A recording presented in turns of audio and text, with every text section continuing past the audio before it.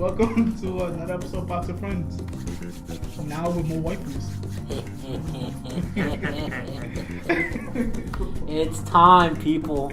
It's time. Finally, I get my podcast. Well, you sound like you're about to jump somebody. It's time. Maybe it's time, but first I have a little shout out I want to give. This nigga's always having a weird story every fucking week. It's not every week. It's Last week it was the old ladies and the cheese. The wine and cheese. The wine and cheese, and now it's this. Alright, so, first of all, hi, I'm Paul. This is a shout out to the conductor yesterday morning on the D train. So I'm just riding the D train to school. It gets stopped. It takes me about 2 hours and 20 minutes to get to school. Over twice as long as usual. But after like the first hour, the conductor gets on the loudspeaker, and he's like, he starts listing the names of trains that are having problems. But then he's just like, he literally says, fuck it. Hell, every train's having major delays at this point. Training conductor is the GOAT. Yeah. He saved that day for me. Alright. But he could have lost his job. But if he didn't lose his job, that's the risk conductor ever. Yeah, he's the GOAT. The GOAT of all time. Alright. So, I think before we move on to our main topic, how was everyone's week aside from that? Kelvin, how was your week? What you been doing? You know, that's a good question. What did I did a couple of things. Yeah, but what did you do before that? Since last Wednesday? I forgot my weekend. Oh, shit. I know I went to work and I did something else and I forgot. So you didn't have a week? No. Something happened. 7 days of your life did not exist. Something happened? Something happened. Something that you had to block out your memory. It's okay. I am about to be a certified psychologist. You can talk to me about that. I know. Kelvin, show us on the doll. Show us on Yantzy where you were touched. It's alright. This is a safe place. It's a safe haven. Safe haven for the internet? Yes. I mean... wait, no, because I know I went to my doctor appointment last week. They was like, I don't need a surgery. I just need physical therapy. Then talked to my manager about you. And wait, something's missing. E3? That's probably what it was. E3 just burned me out. I'm like, okay, I don't care about anything else.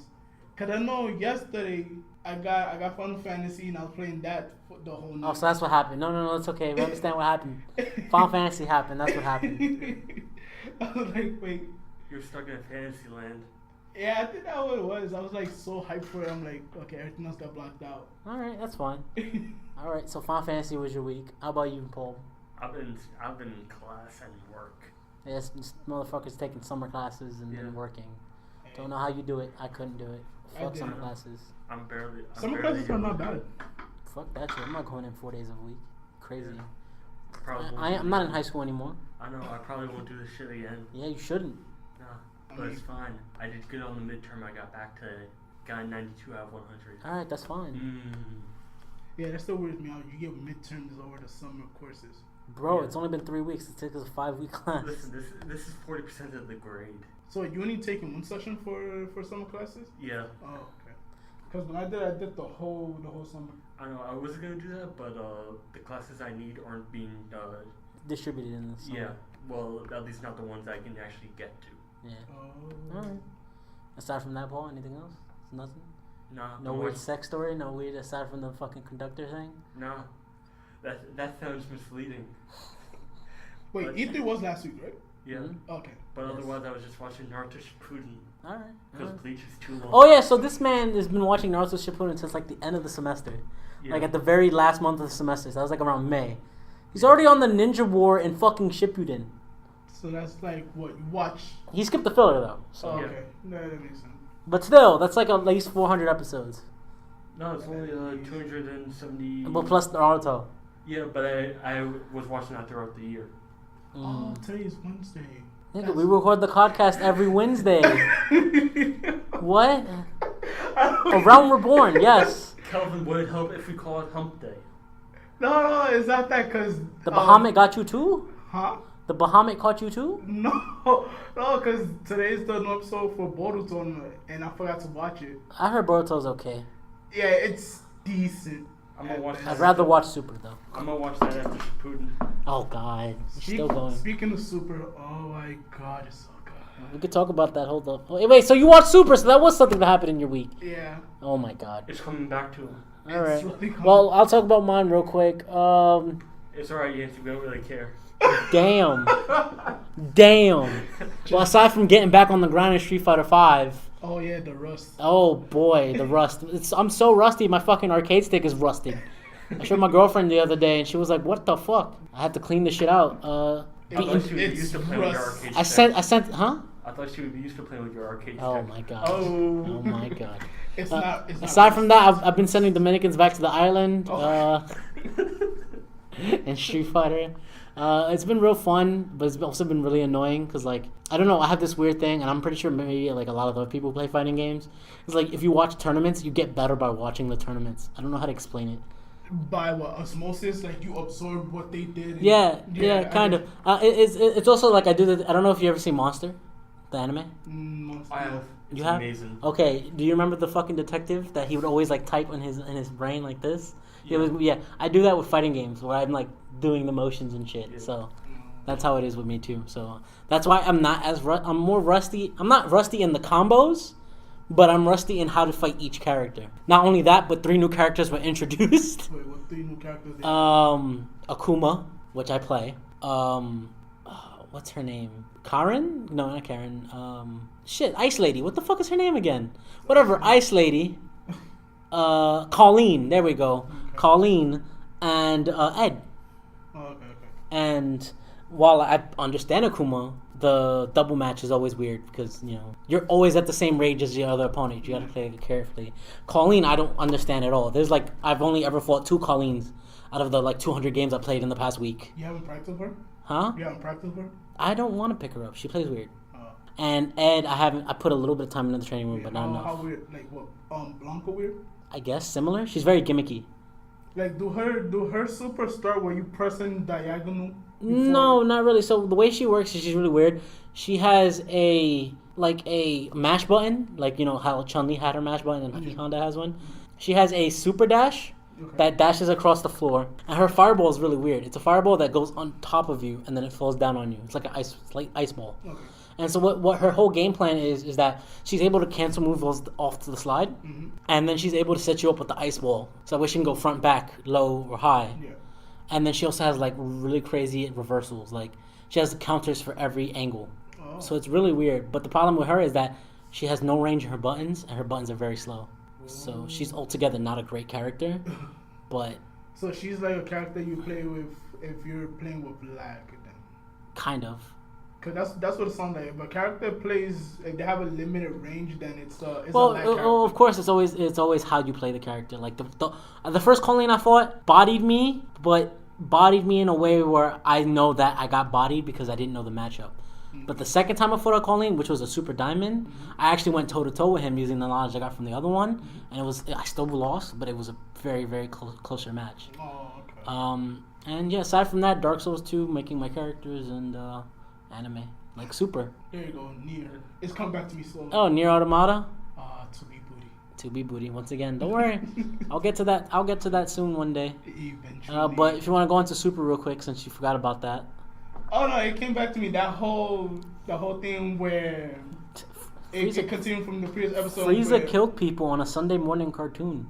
Yeah, but there was no blood because in the morning. Doesn't matter if it was no blood. He still killed people. It's just hilarious. Well, he shish kebabbed people with his death beam. And I want to know what the fuck. Goku is training with gods and he couldn't come out of that one. The God Key. The God Key of Destruction. Yeah, he couldn't break out of that. Really? I mean... No, bullshit. Because Frieza broke out of it like it wasn't no problem. Frieza's like, and then like, psych. And he breaks out. Goku's like, he's struggling and Frieza's like, hurry up, man. They're just trying to show you how superior Frieza is to when he was before, I guess. Remember, he's not Golden Frieza anymore. He's true Golden Frieza. Like, true, but even so, like, the fact that he perfected his golden form, that's cool. But it's just like, alright, they made Frieza so far in these past, 2 episodes since he came back, OP. Like, he basically dominated Supreme Kai and God of Destruction. He bested Goku breaking out of... to be fair, Universe... Was that Universe 6? It was Universe 9. I think it's Universe 9. Okay, those niggas in Universe 9... The Savages? They're the worst universe. Like, one of the worst ones. I think they're bottom. Yeah. There was bottom. They're one of the bottom ones, and not only that, they had him by the balls because if Frieza could tell Zeno, Yeah, I grab it by the balls. they'd be fucked. Yeah. So let's be fair on that account. How he bested the gods in that But one. no, even so, it's just like Frieza. It's like that. The fact that he dominated another universe's gods, that was cool. But even some like. Well, it just goes to show you how evil the motherfucker is. No, but then it's also Toei. They just love the shit out of Frieza. So what? People love the shit out of Frieza too. Frieza Honestly, I'd like Cell more than Frieza, but alright. But like, cause I'm watching the original Dragon Ball Z again, and then the fact that Genkai's voice. oh, that one, yeah. Like it came back to me in the fact that when I first watched it initially when I was younger, that I thought Frieza was a girl. I thought so too. And then you watch it Yu Yu again. Hakusho. Frieza isn't? Oh my god. No, Frieza isn't. Frieza. How do you spell Frieza, Paul? F-R-I. See, that's where you fucked up. Frieza isn't spelled with an I. I don't know why it's spelled like that in America. F-R-Y? No. No, it's F-R-E-E. F-R-E-E-Z-A. Yeah. That would be my... It's not Frieza. That would be my eighth guess. It's because the English language is weird. I mean, we don't have the American English language is weird. we don't have Kuririn. We don't got Kuririn. We have Krillin. Yeah. But anyway, even though you see it on his hat, Yeah. it's spelled how it is in Japanese. I enjoyed it though. I enjoyed Super's episode. Like I said, I recently got back into Super because this arc is like really shaping up to be something, and it's got me interested. And finally, we get to the tournament, so I can't wait to see all this. This episode coming up is gonna be, I guess, talking. I don't think they're gonna start. There was some fighting in there. I don't know. No, I mean, there's gonna be fighting, but I don't think it's gonna be like the initial start of it. I just hope they change the opening to take out Majin Buu, because he's still in the opening and all the side things. And the ending, if you Yeah. notice it, he's out. But I think they're just doing it just to troll people because I don't think Frieza's gonna be there for long. I think Frieza's Honestly, gonna I don't think if he is. Well, Frieza apparently is gonna see his Universe 6 double in Yeah. the next episode thing. So that's gonna be real interesting because his Universe 6 double is actually a nice guy, right? Yeah, his universe is a good guy, but I'm looking forward. I'm looking forward to it. And then also Attack on Titan ended. I saw the ending of that. That shit was weird, and I don't give a fuck. This whole podcast is gonna be a spoiler podcast. So Yeah. Like episode... You saw it? 37 is the last I don't know. one? I haven't watched it. 37. It was the last one, but it's continued from the last one. But if you look it up here, it'll show up as season 2, episode 12. So Yeah. that was funny because I had the whole Attack on Titan story explained to me up to the manga from a friend from another club. Okay. And so it was funny that they left off right where they explain all that shit. Because he explained to me how Aaron's able to control Titans because he has the whatever The gene in his body. coordinate. Yeah, he has the whatever gene in the body. Let me tell you, that And- episode made me mad at one point when Mikasa is talking with Aaron about him being by her side all the time. Oh, when So- she got and then he emotional? and then he just swerves her. No. Okay, okay. So I was listening to a lot of shit, right? And a lot of people were complaining like I know one meme was like the Titan that came up from behind both of them was like, why don't you just kiss though, right? Like I saw that one, but to be fair, like they're in the middle of a battlefield, they're about to die. Their basic adult figure that they've known their entire life just got eaten in front of their face. Again. It is not time for makey, okay? I know that, but it still made me mad. I mean, love is born on the battlefield. Shut! I knew you was gonna say that. I knew you was gonna say Love is a that. battlefield. No, okay. No, And then it was getting me so hyped up. I was like, finally. I knew that was gonna finally. happen. I knew that was gonna I happen. know. I hadn't read the manga. I didn't know. Okay then. Do you want to know what's inside the basement?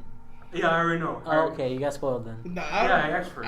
My brother told me part of it, but how you explained it didn't make no sense. Just once again, this is a spoiler podcast, so So Attack on Titan spoilers in 5, 4, 3, 2, 1. There's a picture in the basement, and the picture. It's the embarrassing picture of SpongeBob at the Christmas party. Oh my God! Shut up.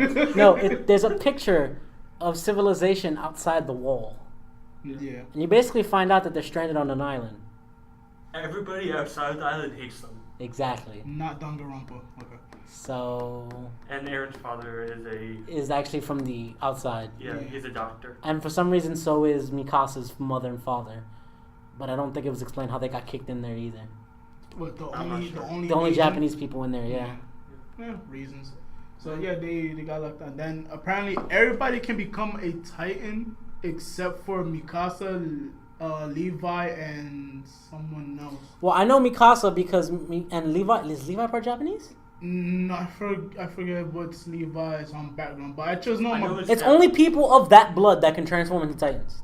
Yeah, because I just know it's 3 people. I think, what is it? Is it Krista? That's the other one? I think it's Krista. The princess? Yeah, I think she's the one. She's one of them that can become a Titan. Everybody else can become a Titan. He explained this so weird to me how people can unbecome a Titan.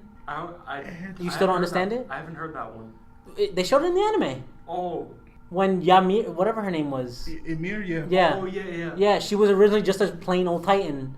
And then she managed to eat someone who was a shifter. Oh, no, I understand. It's because they ingest the... Yeah, I know, but the way my friend explained it to me was very weird. Yeah. Because at the end, I think the person that they showed that's supposed to be Aaron's brother. Stepbrother or something. Yeah, like that was the guy at the end with the pair of fucking binoculars. Yeah. Yeah, because at the end I saw the fucking thing and it's like it zooms out to another wall across, and I'm just like, wait a minute, these motherfucking scouts have never been that far outside. Nah, they've been pushed back in because of the Titans. Wow. They basically into the center of the island. Yeah, that's funny. I still find that really funny. But either way, I'm like, oh, that's good. Oh, at fucking what Erwin's face when they was like, yeah, we might have been killing people all along. Yeah, he's smiling. He's like, smiling, and Levi's like, Levi, the most expressionless man in the world, raises an eyebrow and like raises his eyes open. He's like, what the fuck are you smiling for, Erwin? And he's like, nothing. And then all you hear is Persona 4, I hold up, I'm reaching for the truth. And I was just like, okay. But the ending of Attack on Titan. By the way, didn't notice his arm was missing. It got bitten off. I didn't notice. Like he had it up. It was like what he had like Braveheart style when he had the sword up, and then the Titan just came down, chomped his arm off, and he's like, "What you mean though?" It happened like immediately that happened. That's funny. Like it was like. It literally came out of nowhere. How he lost his arm. That was funny. Like he put his arm up, gone. That's funny. It was there, then it was gone. All right. And so, Kelvin, you recently bought Danganronpa 2. Yeah.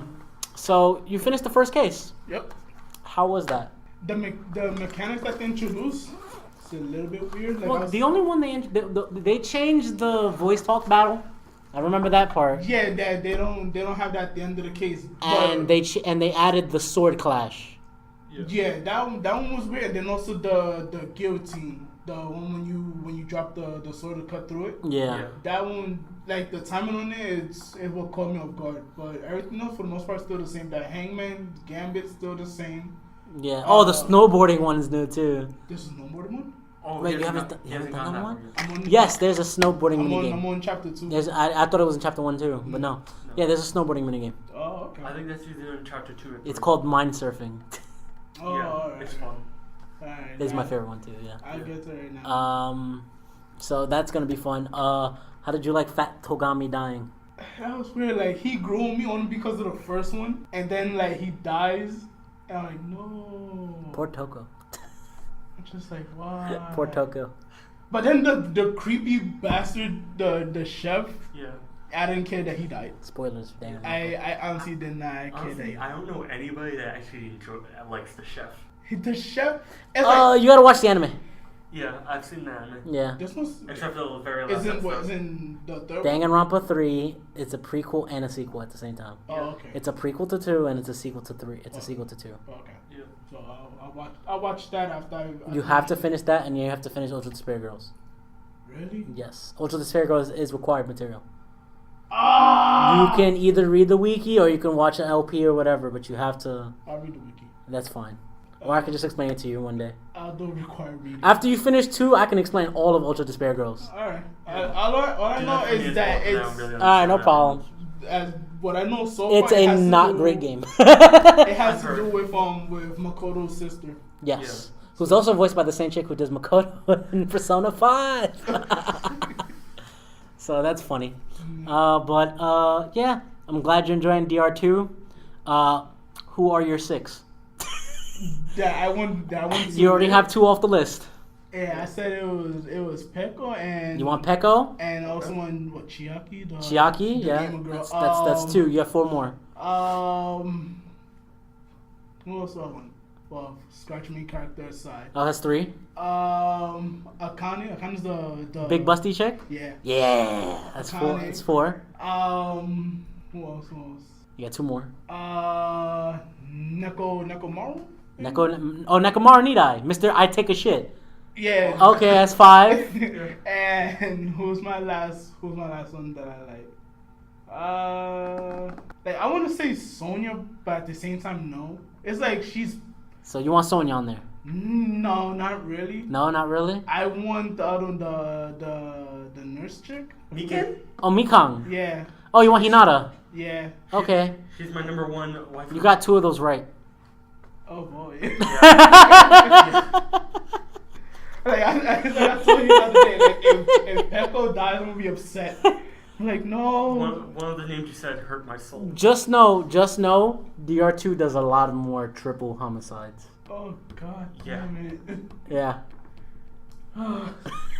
Wait, which was the one with the disease? Or was that case 3 or 4? That was case 3. Oh, that case is my favorite, but it's also my least favorite. No, that was case 4 actually. Oh. Cause the other game. No, it was case 3. It was case 3. No, Yeah. I'm Cause stupid. the I love that other one. game will pick up soon. Well, it's Tokyo Xanadu. That's supposed to be an action Persona game, and then the Nonary game. Oh, those are amazing. I love them. I have the second one, but I have to play the first one, and I have to get the third one. Yeah. To which How long is that deal going on? this one up until Tuesday. Oh, fuck, Both man. of them are $30 until Tuesday. So I noticed everything on sale is literally PS4 games. I checked on the website. Yeah, There's no 3 Vita or. Yeah, it's just, I was tight because I was like, I would have bought the Nonary games in the Vita for myself, and then I would have got a physical copy later for me and the missus. Yeah, same thing with Root Letter. Yeah. Like that's why when I was like, I want Root Letter on my fucking Vita. What's the But root letter? It's a visual novel game, Yeah. but it's about a murder mystery. Mhm. Oh, that's awesome. Yeah, so I wanted to play it, but it's only on the PS4. Yeah, I mean, I think on Amazon it's $30, so you could get But it. it's $8 on the PS4. Yeah, so I mean, That's amazing. it's your call. I mean, you could play it on the big screen when. But I'd like it on the go. I mean, the best bet I can tell you is just either you can order online, or I mean, By the time I start yeah. saving up money, this will I be want to say fine. something with the Nonary games. Clover isn't as young as she seems. I forget. Oh Okay. no, Clover's jailbait. She Yeah. is trap as fuck, but I hate that.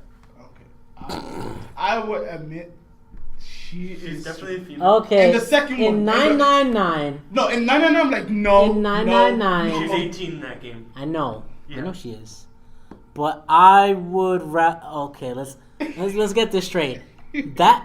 That chick in the green, the mother, Yeah. the MILF, she Yeah. can get it. Yeah. And the one and the second one. No, the first one. Locust. Lotus. Lotus. Okay. I gotta play through the first one because I haven't. She could get. I Oh haven't played my it in its Lord entirety. Jesus Christ, Oh my she can God. get it. Yeah. And 2, I haven't played a lot of it, but from the characters I've seen, I think what was her name? Alice? Yeah, Alice. Yeah, she can get it. Oh. She can get it. Then Yeah. all right. I own VLR, so You own it? yeah, I have it. Okay. And then they announced the Nonary games the week after I bought it. Yeah. Yes, I have all 3 games for I haven't bought in this third I one gotta yet. pick up the first one and the third one. And that's, I finished the I would second play one. VLR, but Sophia, if you're listening to this, you still have my Vita. Finish Persona 4 already, I goddammit. finished the second Nonary game right like a few days before the third one got released. Oh, you got lucky. I did that for Ace Attorney, which more Yeah. people need to fucking play Yeah. because I don't have anyone to talk Ace Attorney with. I finished the second game and I'm on to the third. You're onto what used to be the best one in my opinion. Hmm. Then 6 came along and said, "Nah, I'm the best Yeah. one." So the cast for I'll- the second one. I love her and Huh? Oh, it's touchscreen? Yeah. I touching. didn't know that. And now you know. And Yeah. now it's half the battle. I love her and her. Alright, so I know which part is being at the end of the episode now. Don't worry, Yeah. Rafi, you don't gotta update this one. No. I'm doing it this time. Yeah, alright, so the ending of the first one, right? You know where they pick up the hitchhiker chick? Yeah. You want to take a guess who she is? Oh, I know who she is. I know. Okay. I like I said, I played the beginning of VLR. Yeah. I know Alice is the hitchhiker chick. Yeah. But that Alice is not spoilers. She's not the actual Alice that was in Yeah. the ship. Mm. Just some random chick who dressed like her. Because apparently she was actually supposed to be in the Nonary game, Mm-hmm. but shit happened. So Yeah. I actually do hate Dio. Oh, the guy with the top hat. Yeah. Okay. I hate him. I don't know most of their names by heart, but when I hear Dio, I see a smiley. Tenmyoji is the old man. I know who you are. Clover, Alice. Huh? Oh, you want to know who he is? No, I know who he is. Oh, yeah, I know. Yeah. I know. And then Zero the Third. That got spoiled on me because one of my friends in class, one of my psychology classes, was like, "Yeah, I'm on VLR," and I was like, "Oh yeah, I love VLR and I love 999." And she goes, "Yeah, how did you like it when that guy was that guy?" And I go, "What?" It's just like, no. Honestly, in terms of main characters, I liked Sigma better than Junpei. Really? Yeah, like I actually like Sigma as a Because character. Troy Baker. That's why. Oh, he's voiced by Troy Baker. Yeah. Okay. I played it subbed first. The- The Well, Japanese but dub 999 first. isn't subbed or dubbed, is it? There's no voice acting in 999, right? No, No, I think no, in no. the Vita Vita? port and Vita PS4 port, I think they added voice acting. I think that was one of the new features. Yeah, they added. they added them. Japanese only or both? No, I think English. I believe. I mean, if it's Access, so they have. I believe they have both. I know in the last two games they do have voice acting. Yeah, I know that for sure. Yeah. It's on the Vita, for sure. All right, so I think it's time to get onto the main visual novel we're talking about today, though. Oh, hold on a second. A bit of Yugi news. You guys heard about Billy Break, right? Billy happened Break? with Yeah, him? what happened with him? He's suspended for cheating. Is that the story with the girlfriend thing? Yeah. I thought Billy Break was gay. No, that's Jeff Jones. Oh, Jeff Jones is gay. Okay. Come on, you know Nelson always talks about Jeff Jones. Yeah. Yeah. So Billy Break had his girlfriend. I heard the story. Billy Break had his girlfriend in a tournament, and she dropped the L so that Billy Break can advance. Yeah. Yeah. Oh, they got And he paid off. admitted it on a YouTube video, so he got suspended. For how long?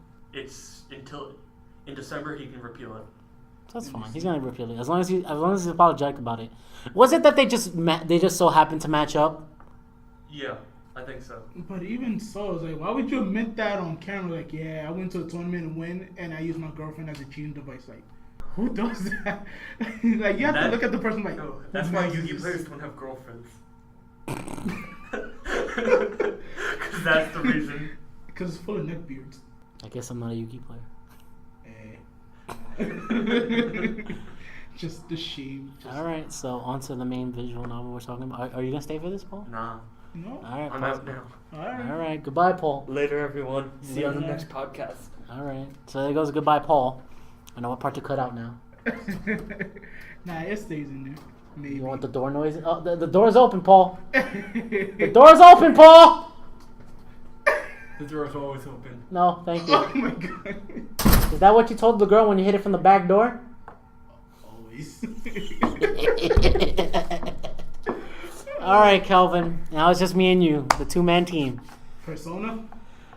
You know 1 and 2 more than me, Well, so let's just give a brief. All right. alright, so first. Let's just break this down, right? What are the themes of each game? So you know 1 and 2 more than I do. Yeah, because those two I'm playing through right now. The first one it's more like the. Well, Alice should we in Wonderland. explain what Persona is for those who just don't give a fuck, and maybe we might be selling Persona to them? Yeah, sure. All right. So, what is Persona, Kelvin? Persona is a Japanese RPG game created by Atlas, Woo! which basically it's a spin-off from their main line, Which is Shin Megami now their Tensei. main line. Yeah, which is weird. It's the weirdest thing ever, where the fucking spin-off becomes way more popular than the main line, and is the more money-making machine. I guess people like pretend to be a high schooler. Kid from Japan. Basically, there you go. Everyone has an inner weeb. That's Yeah. basically what Persona is Yeah. saying. So the main song that Alice had, it was Shin Megami Tensei, and now the spin-off is now their main line, like Yantzy said. Which, how can I put it? It's weird. It's basically the same thing. Like the first two games had the exact same battle system. it had the dungeon crawling aspect, which the other ones do, but it was more. The first one were more closer to the main line than the others were. Yeah. So the first one, the best way to explain it is more like the Alice in Wonderland effect, and where Alice fell down the rabbit hole, and then things spiral from there. So that's pretty much what was going on. Like the beginning of Persona 1 is there's a superstition which Persona the series basically spinned off of. It's just a lot of superstition. But the first one is more like, okay, if you say Persona, if you say Persona, it's going to lead you to your inner self. It's in the sense that if you do this game, a person's going to come to you and reveal itself to you. So that's how the other Persona games are. If you notice the trend, like you say Persona pops out, and that's your other you. By the way, before we get into it, the Persona games are heavily based off of Jungian psychology. It was made by Carl Jung. Yeah. And basically, it's that everyone wears a mask, and everyone has another side to themselves that they don't like to see. Mm-hmm. The mask is your persona, and the other side you don't want people to see is your shadow. Yeah, which is the three logic. It's the one that you show people, the one that you show to people who are close to you, and then the one when you're by yourself is your true face. I believe. Yeah, that's something like that. Yeah. And Persona just spins that to the nth degree, especially in 4. Oh boy! But we'll get to that. Yeah. So 1. Yeah, but that's basically what Persona 1 is. It's more of the Alice in Wonderland logic. You fall down the rabbit hole, you start exploring, and then you start understanding what's going on. And then when it comes from Japan to America, the white kid becomes black. The localization for that was... damn. I came into Persona... Wait, was that the PSP localization? Or was that the original PS1 localization? No, the one where Mark went from a white kid to a black kid. That was the original. That was Revelations Persona. That was the PlayStation 1, and then it got changed in the PSP. The PSP one, the remake is the original. Is the original Persona 1 that we never got over here. Yeah. Cause there's a lot of weird technicalities with the Persona 1 and 2 ports. Yeah, Persona 1. When it came out over here, I believe in 96, 97? It had to be 97 was when the game released because in Japan because it's the 20th anniversary of Atlas. Yeah. So of Persona. So probably came out around here in like 98, 99. Yeah, I wanna say. So the issue that Persona had over here was that it got watered down heavily. The issue, like some of the localization that happened in the game was that some of the characters were changed around. One of the characters, Mark, in the English one, he's a black kid, but in the original, he's Japanese. His sprite's just colored in black.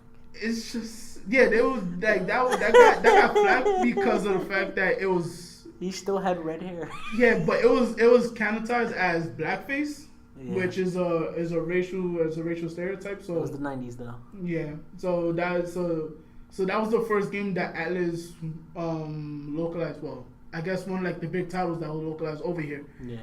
And that just went to shit. Like it's known as one of the bad games that Atlas put out. The game came out 96 in North America. Oh shit. Yeah, it came out in 96, and then it got remade for the PSP in 09. Okay. Yeah. Alright, so that's Persona 1, Persona 2. Persona, which I actually know a little bit about too. Persona 2 is the double. Yeah, there's 2 games to Persona. We may be at Persona 5, but there are technically 6 Persona mainline games. Yeah. Like Persona 2 is, you could think of it as Bloody Mary, in the fact that, you call a number, who you calling is a person named Joker. Joker is supposed to be the assassin that whoever you target, Joker is supposed to kill. But the story that's going on in Persona 2, but in Innocent Sin, is that it backfires, and then the people who is using Joker to kill other people, they can kill themselves. What's happening in Persona 2 is it's the first game, but it's the other side of what happened later on, which we never got Innocent Sin over here originally. What we got over here first was Eternal Punishment that came out in 2000, which like at the end of the PlayStation life cycle. Yeah, because the PS2 came out in 2001. So the two games in the Persona 2 story, in the overarching story, is Innocent Sin and Eternal Punishment. The one that we got was Eternal Punishment. And then we got Innocent Sin in like later 2010, 11. Yeah, that's the. So if you want to play the Persona 2 storyline, you gotta have a Vita or a PSP and a PlayStation 2 or 1 around with a copy.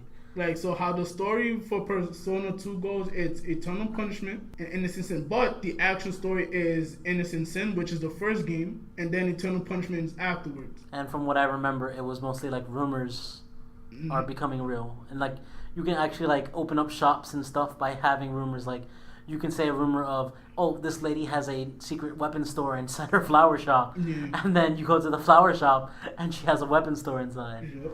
So the theme of 2 I knew was rumors. Yeah, it was rumors and basically Bloody Mary, the way how it worked. Yeah. So.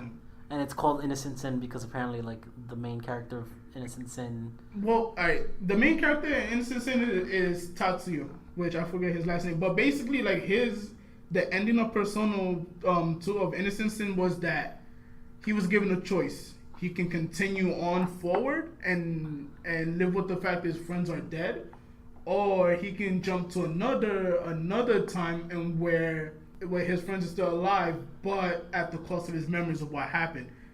And so he chooses to jump to the other time with his friends, but the sin of that is that he still remembers what happened in his original timeline, but his friends don't know. They're just thinking everything is normal.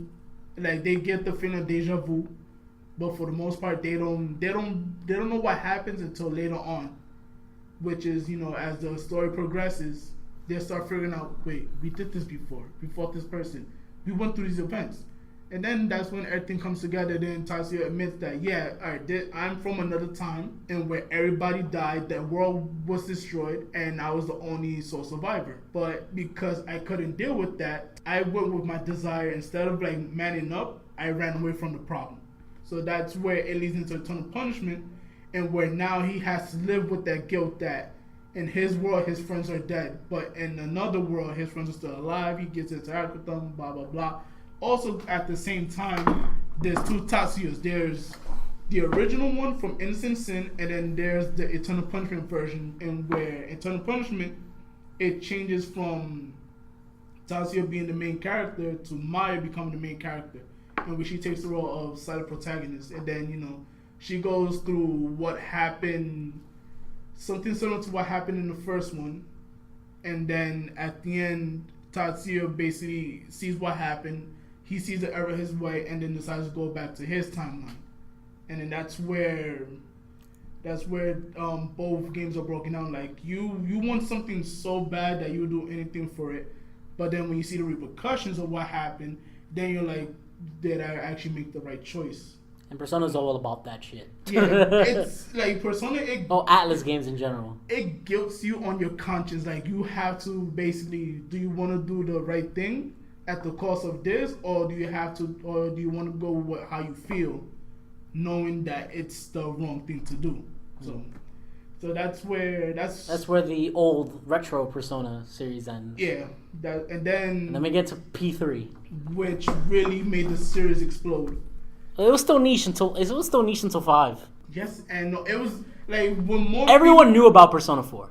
No, everybody did, but like when you ask most people what the game that got into the Persona series, they'll talk about 3. It would be 3 and 4, but mostly 3. So to which Persona 3 basically made that. And I went the wrong way, and I went 4 to 3.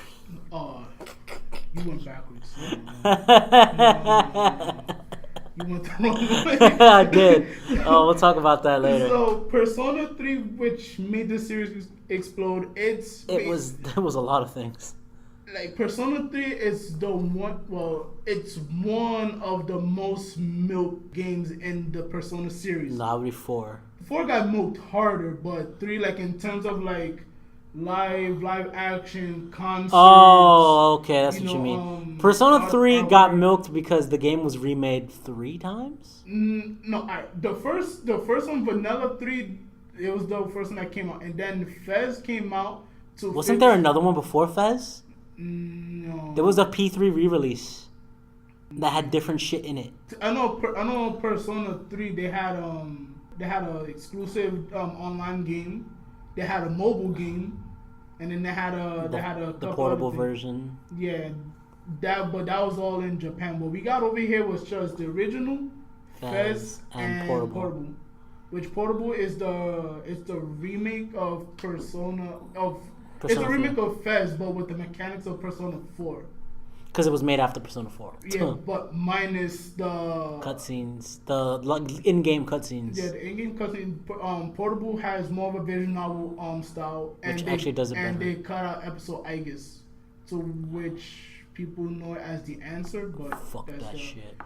Like the thing is, like, if you data mine the game, it's still there. I saw it. Yeah, it's still there, but for whatever reason, either because of time constraint or whatever the case may be, it's just because it wasn't popular. People didn't like it.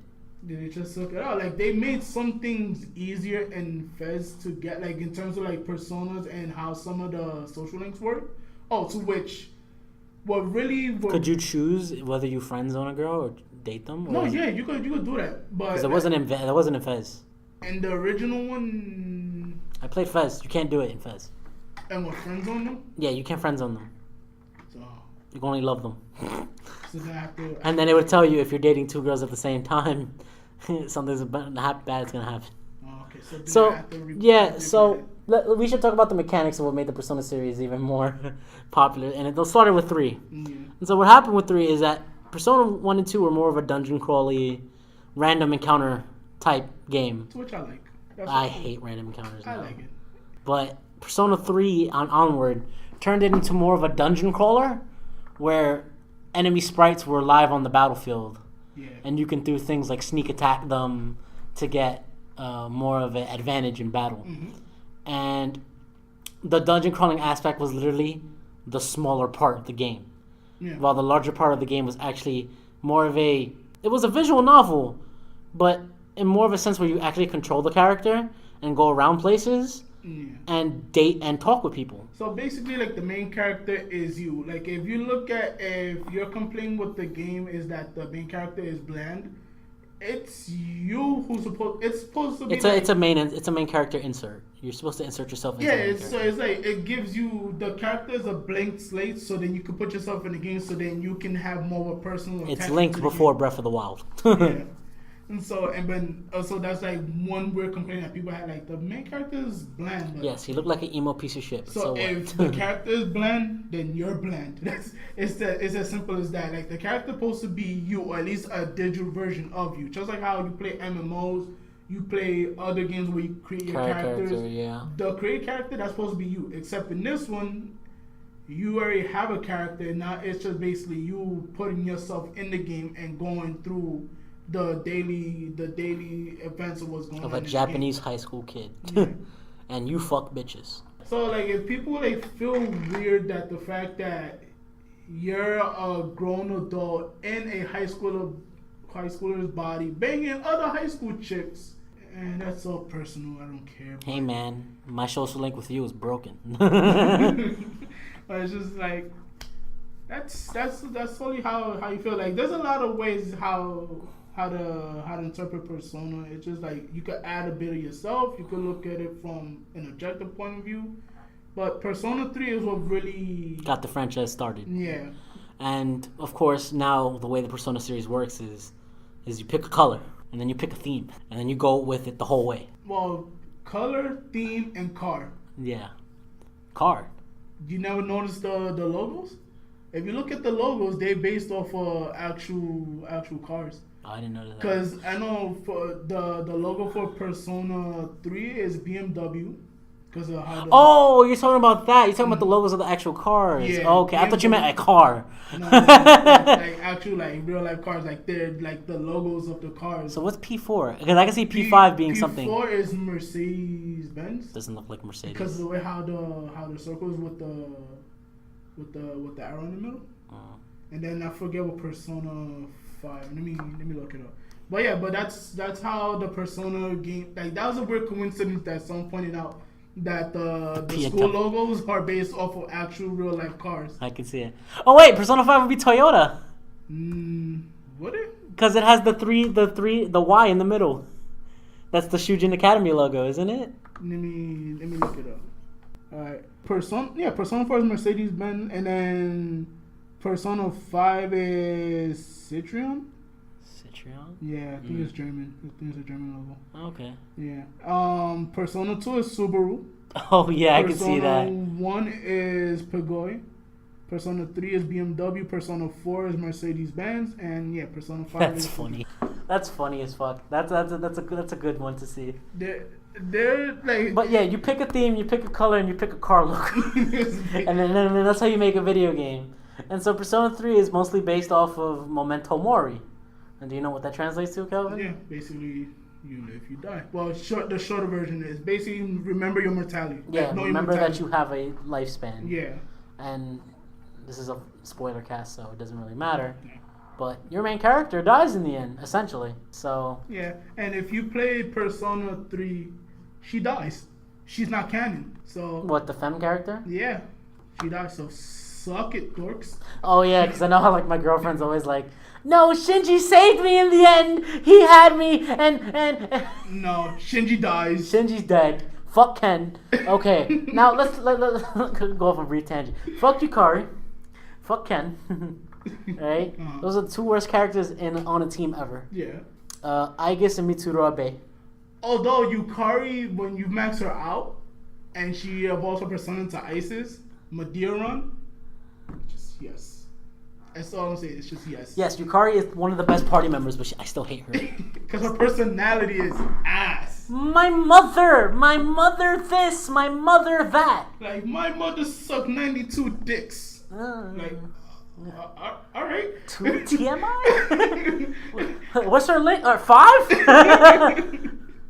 Like, she drops bombs on you early. Like, if you go through her social, she drops bombs. Word. And then, like, towards the end, she's like, you know, I'm gonna make up with my mom. Like, after you just shit talk the fuck out of your mom. Word. I'm like, what? Oh, man. And you're the main character, so basically, Yukari, if you max out her social link, right, she is your girlfriend in the game. So just imagine your girlfriend talking shit about her mom to you, and then afterwards, later on, she had to change her heart about her mom. And she's also the canon love interest, too. Like, that's unfortunately, yeah. But then, like, all that aside, and then, if there's one thing I can say about Persona 3, it's that the worst characters are the worst characters of, like, all the Persona franchise. I mean, I guess it's baby because she's a robot. I'm not going to argue. I'm not going to dispute that. And Mitsuru's baby because even the developers agree. Her social link, it's funny, but it's more like because she's a... rich girl. Because she's a rich girl. Fish out of water. Yeah, she doesn't know how to interact. What is a movie theater? I have one at my house. It's like one of your dates with her, like she asked like, "Where's the cutlery for the hamburger?" Oh yeah. She's like, "Where's the fork and knife?" It's like, it's a Eat hamburger. it with your hands. It's like, and the duck comes up to her. it's like her social link is pretty funny. Like fun fact, in one of the newspapers in P5, it goes Wild Duck Burger closes down due to diseases within burgers. Oh, I saw it somewhere in the game. I forgot where. No. I forgot where, but I saw that someone translated one of the newspapers in the game. So that was fun. And so yeah, like P3 is really good. Yeah, the end of the game is basically the goal of the game is every full moon there will be a main ball shadow, and you have to deal with it. But you also have to climb the 200 and I think 82 or 72, something like that. Floor tower called Tartarus, and if you don't climb it by the end of the game, you lose. Yeah. So basically, dungeon grind as much as you can in one run. Then afterwards, you do your social aspects of the game, which also raise up your own power because Persona is the power of friendship, basically. Yep. It is legit the power of friendship. My friends give me some strength. Exactly. Yeah, you rinse repeat up until the end of the game, and then you watch the cutscene where your main character dies. Yep. But it becomes a door. A giant door stop. A giant door stop. Yeah, the main character becomes a door at the end of the game because humans want to die. And Nyx's avatar comes in to send the premonition of Nyx. Yeah, which Nyx, if you don't know, He's a Greek god, right? Yeah, it's a Greek deity. Yeah, it's a god. God of death, I'm gonna say. So, real quick tangent. Basically, the Persona timeline is a timeline in which Satan and God do not exist. because they were wiped out in the SMT2 universe. But the SMT main character, I forgot who tells the SMT2 main character that essentially a different universe will now exist in which God and Satan do not exist. And basically what happens in each Persona game is that another deity from another different type of lore tries to do something wrong. Yeah. Essentially. And so in this game it's Nyx. Yeah. And which Nyx appears in the original SMT game. Like if you look at all the personas that came out, they're demons that came from the original SMT game, the Shin Megami Tensei games. And so like if you played the original Shin Megami games and then you see like I don't know, let's say you come across Thanatos. Thanatos is supposed to be a boss, right? Thanatos in Persona 3 is the second main persona. Yeah, of the main character, besides Orpheus. Because he has two for some reason. He's OP. Yeah, he has Death and the Joker. So. Yeah. So if you see a demon become a persona, don't be shocked. That's basically how the games work. Persona 3 was pretty cool. Like I like the fact that it was blue. I will agree. Persona 3 had the better story than 4. I just don't think at the end of it they were friends like the Persona 4. I don't think no one beats the Persona 4 group in friendship. 3, they were associates. Like no. Cause they're friends. Like I'm not gonna deny that they're friends. But there's cliques. And within that big group of friends, there's cliques. Yeah. Because the senpais are always together. Yeah. And then the second years are always together. Yep. I guess it's just there on the side waiting for Minato. Basically, like you get stalked by a robot, and then oh my god, that fucking video scene when you're in your bedroom and Ike's goes up to you and checks your temperature, and she's like, "I will wait till morning before he wakes up, and then sneak back to my room." Now I'm watching him for 6 hours. I was like, "Wait, what?" Oh man, I love those fucking side scenes, those little cutscenes. She sucks the shit out of it, but she, I don't know. I guess the best girl, but like what really attracted me about Persona 3 was the music. Oh, Shoji Meguro is a god. The music is awesome, and the overarching theme of the game is just like, cause the game is dark compared to like it's darker than the other sequels. The sequels. It's dark because the first two. Like I'm still going through it, but so far those are already dark as it is, because those are come from the Shin Megami main line. For me, like the battle theme, I love. But then what's funny, I like the boss theme in Tardis. Although I like the actual yeah, I know that one. I like that battle. You don't like the do. I don't like that one. Honestly, I don't think I liked any of the boss themes until 5. No, in 3 there's some good ones. The only boss theme I like aside from the ones in 5 is Nyx. Like I have extended versions of songs from Persona 3 on my phone. I'm just like, yes. Like I like the ones that I have on the ones. Alright, favorite song in Persona 3. If it's not Battle for Everyone's Souls, you're lying. That one, Burn My Dread, the last battle theme. Oh, the rap remix? Yeah. Okay. That one also Master Tartarus. Master of Tartarus. That's the Yeah, that one. I said 1. He goes 3. Okay. What is another? The Iwatara dorm. The funk one. I forgot. That one, and then also to the crest. Yeah, and then the Velvet. That one's in every fucking thing. No, in the first 2 it was there, but in the 1 and 3 and on is a remix of the original one. Because like in the first 2. In the first one, isn't Igor actually playing the piano? Or something like that? It's someone else. Because in the first one, in all of them, Igor's there, but the first one. I know someone's playing the piano. Yeah, I forgot their name, but I know the lady who's singing in, I think if in that 1 is 2 is Belladonna. I forget her story, but there's always 3 people. There's the one on the piano, Belladonna singing, and then I believe there's someone else, I think, on the guitar, I think. There's that's whatever. we have 2 games to go. Yeah. so yeah. There's that. But Persona 3 I have to say is my favorite one, because 1 is the first one like I fully came into, and then I just like the theme, like the theme of death, as weird as it is, it resonated with you. Yeah. Not because I'm a nihilist, even though I am, but like the way how the story was told, I liked it. For me, going backwards in the series for that one, I understand and I respect why people like Persona 3. It's just not a better game fundamentally than 4 Golden was. There is problems in 3. Yeah. Like, I just couldn't. It's just really bad to go back to in some of those things. Like, for instance, the knockdowns, you lose your turn. The character order is randomized every time instead of going by the speed. Oh, fuck. Just like a lot of things. Nope, not picking your moves. Because you know how tight it was every single time I fucking set Mitsuru to heal and she goes, Marin Karen. That's the right? Persona. Or Yukari going, I won't miss. And she always misses. Like, how? Bitch, how? All right, but aside from that, I respect the game. I love it. I understand. I love that it has a better story than 4. Yeah. But 4 just overall is just to me a funner game. But we'll go into 4 right now. Because Scooby Doo.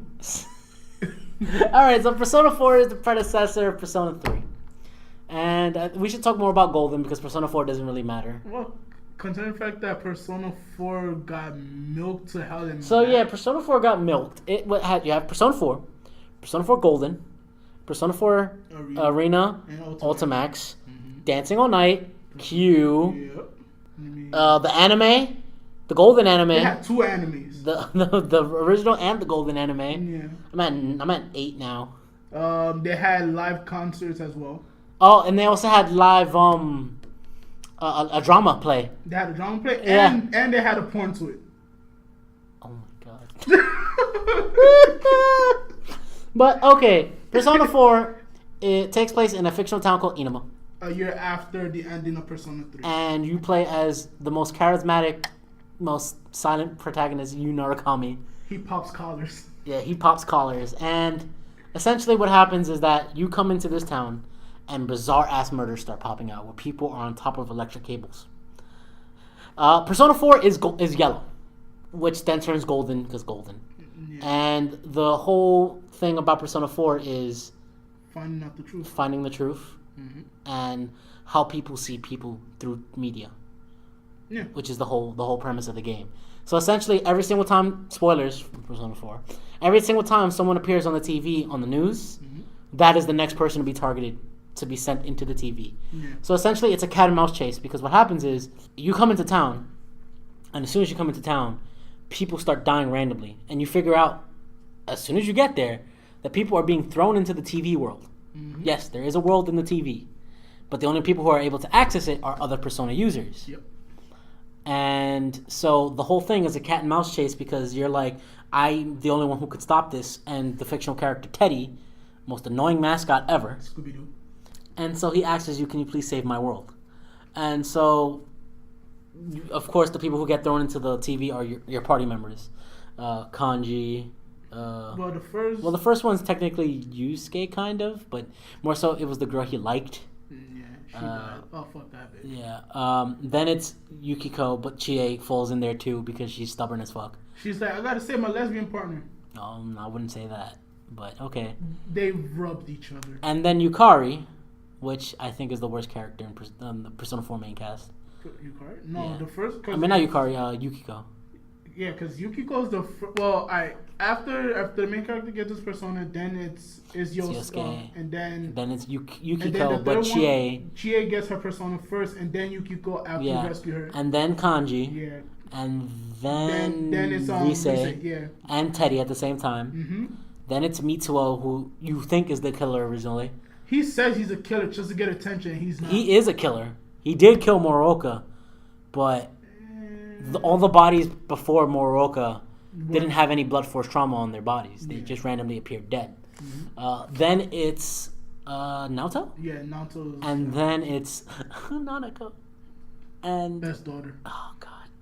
And then that's where the game goes crazy. So the story is much lighthearted. The game is so fucking lighthearted. Just take a spin on 3, 2, and 1. And just change it up because you're going to school plays, you're going to school festivals, you're hanging out with your friends every fucking day. Yosuke and Kanji and Teddy are the number 1 most comedy act group you've ever met because of the shit they get through, right? Yukiko is just the worst girl ever, right? She is bland. She can't cook.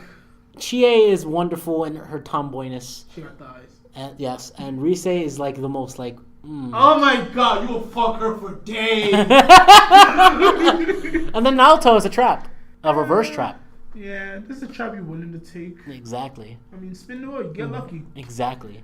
And Teddy's there too if you're into that, because I mean his Alice costume. I mean some guy literally in the audience during the the reverse. What was it? Reverse gender? No, it was the school contest, right? Yeah. I know it was the first one. It was the reverse contest with the guys. Yes. So basically, afterwards. yeah, and so basically the guys have to dress up as girls, and Teddy looks just like a girl. And then someone in the crowd was like, I'd hit it. Yeah. I'm like, I wouldn't blame you. Yeah.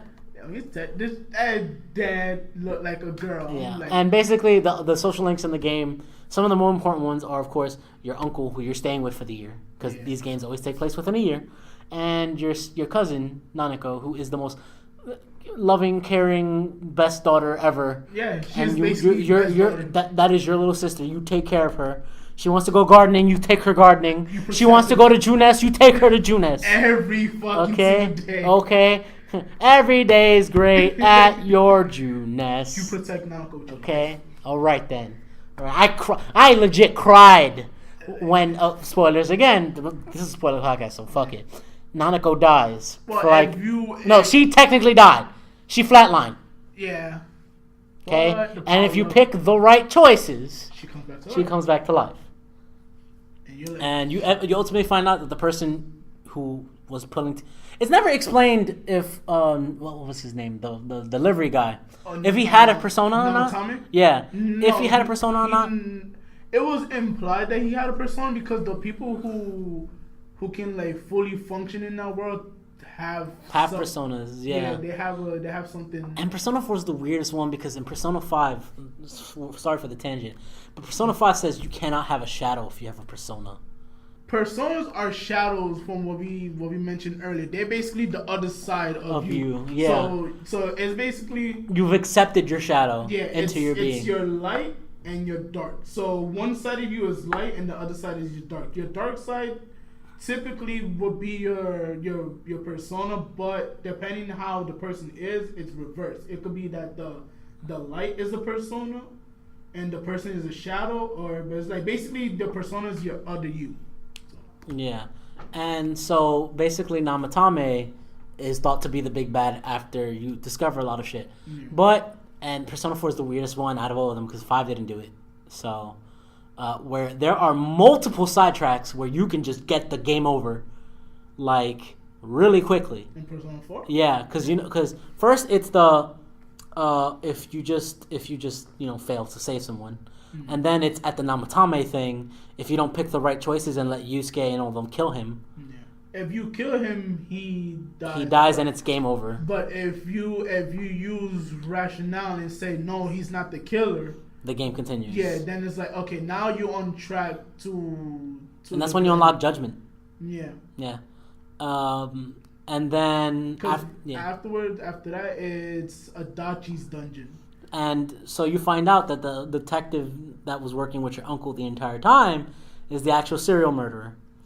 And you go up to him, and in Golden you get a social link with him, so you actually get to know more of him. And you find out that overall, he's a decent guy. The problem is, he hates his situation, he hates his life, and he doesn't trust people. But he's not doing anything to fix it. He's just like, everything. He's like, I'm special. Why isn't everything the way I want it? Because you're not working hard for it. Exactly.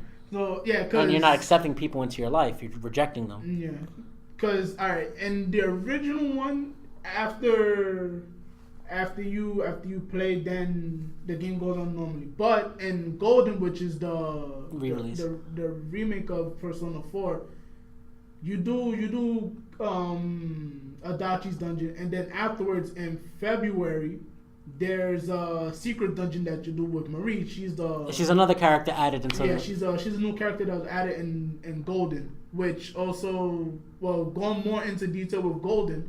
Golden is the remake of the original Persona 4 that came out on the PS2 PS2 for the Vita. they touched up a couple of problems that was in there, and that was the first game that dropped the Shin Megami Title, name yeah. from the game. Yeah. So basically, from Persona 4 Golden on, it doesn't have the Shin Megami Tensei name anymore. Mm-hmm. So alright, so basically the game is still the same, but now this time when you go to the developer room, you meet Igor and Margaret, the developer room attendants. You get a new girl, Marie. Marie is best girl in Persona 4. Fuck out of here. For me. I'll challenge you on that, sir. Chie is best girl. And she has thighs. Okay, listen.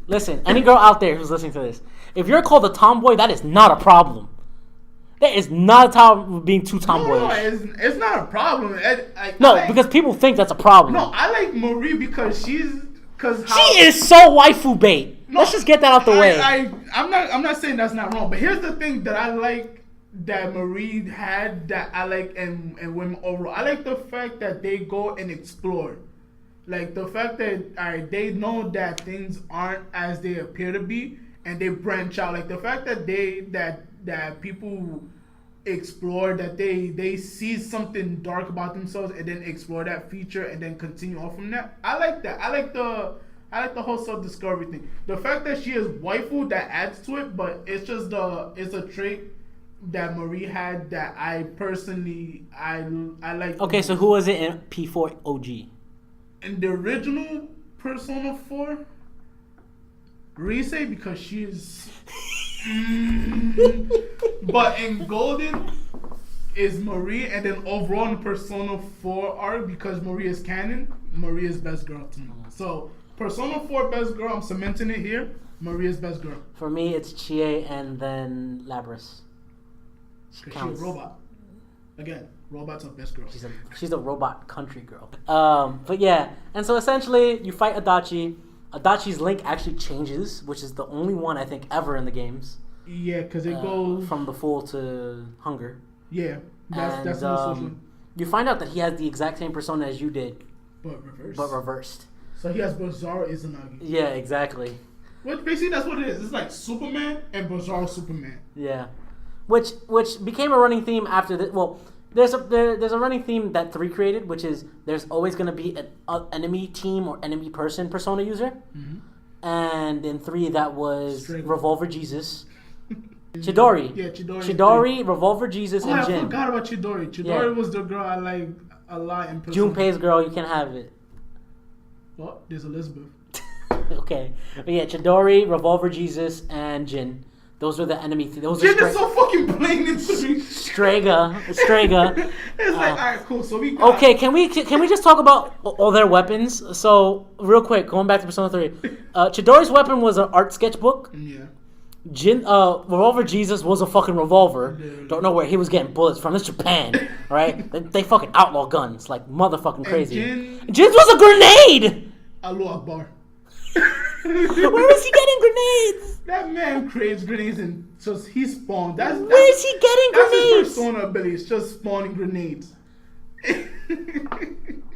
Well, back to 4. So yeah, so in 4 it's Adachi. Adachi's the enemy persona user. Yeah. But then you also find out that he's also being inhabited by the god of fog, Ameno Sagiri.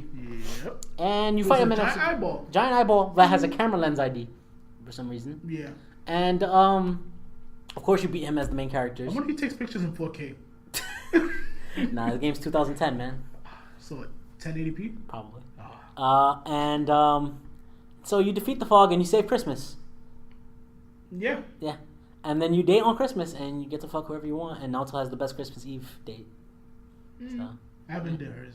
Oh, she gives you a locator watch that tells time and stuff, but it also tells you where the distance between you and the person who has another one. Is she tracking me? Huh? Sort of. And then one of your options is, are you stalking me? And she goes, no, I didn't mean it like that. I just, always wanted to be by your side.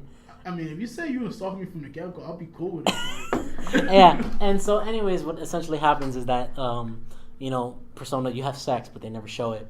But like, when it fades to black, it goes, watch reads 1 millimeter away. So, you know what you're doing. And then you unlock her schoolgirl outfit. How much she dating? So, yeah, I mean, she wanted to be a man, so. She got practice. And then of course you do Marie's sub dungeon. And Golden, yeah. But don't need to do her dungeons. You have to rank her up to rank 10. And if you only have one day to do it, by the way, too. Yeah. So you have to do it then and there, and then you find out that Marie is the third Sagiri. Yeah. And that she was being puppeteered by Izanami.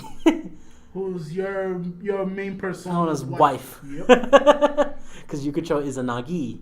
Yeah. And then, of course, Persona 4, once being the weirdo out in the group, at the final day when you're supposed to tell all your social links goodbye and forever, you actually have the option to walk back to the food court in Junes. Yeah. And if you do, you unlock the final dungeon. The true final boss. The true final boss is Izanami, in which you use all your social link power to reveal the truth and dispel the lies of Izanami to see her as the death god that she actually is. Which, let's look at that. And of course, your social link, all your social links come to save the day, and you evolve Izanagi into Izanagi no Mikoto or Okoto, whatever. No, Izanagi no Okami. Okami, yeah. But that only happens if you max out all your social links prior to that. And no, not all of them. Not for the true ending thing. No, to actually unlock it. Yeah. Yeah, no. For you to get the upgrade version of Izanagi, you have to max out all your social and then you use myriad truths to dispel the lies of Izanami, and then you save both the TV world and the real world. And then everybody live happily ever after. And then in Golden, you get a second epilogue. And you come back to town, and you get to see how everything's shaping up, how everyone in the town's working together and being productive. Which that leads into the first Persona 4 arena. Yeah. So basically, what happens is that Persona 4 Arena and Ultimax take place between the epilogue of 4 OG and 4 Golden. And basically, what happens real quick? Let's just go through those games real quick. Another robot like Aegis falls into town. And the Persona 3 gang come to claim it because it's actually Mitsuru's, so she owns the company. Yeah. Basically, what happens is that Shadow Labris, the Shadow of Labris, the robot itself, is throwing everyone into a tournament where they must fight each other to the death. But the power of friendship culminates within the Persona 3 and 4 cast, and they defeat the Shadow Labris. So for those who has a fucking persona for some reason. Yeah, everyone has a persona. No, because that's how it is. Aegis and everybody and the robots. Oh, they have built-in personas. Well, from the Pluma Dusk. Yeah. That's what gives them their lifelike aesthetics to which lets them control persona. But the overall story for Persona 4 Arena and Ultimax. Well, Ultimax is different. It's basically overall, the story for those two games is basically a continuation from 3 that happens to take place in Persona 4. Yeah, and so basically what happens in 4 is that you find out that the main... So in 3, there was a character who actually put Sikhs together. And you find out that he's actually an asshole. And he tried to kill your crew. To sacrifice to Nyx, right? Something like that, right? Yeah. Some shit like that. And so you find out that his son is the main bad guy for Ultimax. And he got experimented with a Pluma Dusk as a human. Yeah. And because of that, he has 2 different consciousnesses in his body. One of the persona from the Pluma Dusk and his base version, right? Yeah. Some shit like that. And his base version, he's very crazy, very wild. Yeah. But when he's using his persona conscious, he's very articulate and very thoughtful in his sayings. Yeah. And basically, what's really going on is that he's trying to prevent a god from coming in. Some shit like that. It's basically Persona 3. Yeah, there's another god, and I forgot the name of the god because, whatever. Yeah, it's been. But basically, the people who dispel the god is the fusion of Izanagi and Izanagi no Okami. Oh no, Magatsu Izanagi. Yeah. And you and Adachi seal away the god because Adachi escaped prison for one day somehow. Conveniently. Yeah, and then of course that goes into the epilogue of Persona 4 where you come back, you see everyone has a different hairstyle and clothing and shit like that, and Marie is a fucking newscaster who's a god, by the way. Marie got her godly powers back, and she's actually able to control the weather with an Idamba. She says it's gonna rain, it's gonna rain. It's gonna rain. If it's gonna snow, it's gonna snow. And so basically, she confesses to you. She's the actual canon love interest For Persona 4. For Persona 4 for you. Best girl. And yeah, Persona 4 ends there, or so you would think. Q went to 2014 or 2013, and they announced Persona 4, Dancing All Night. Listen, Q will not be discussed here. Q is a fan fiction. While it is canon, it's uncanon at the same time. Alright, Q takes place, if you play Persona 3... And you play Persona 4, it takes place between both of the festivals. Yeah, but for 3, it's during the typhoon. The festival got cancelled, and then during 3 when it actually happens. Yeah. So, there's that. And so, essentially what happens is that the cast meet each other when they're both in high school.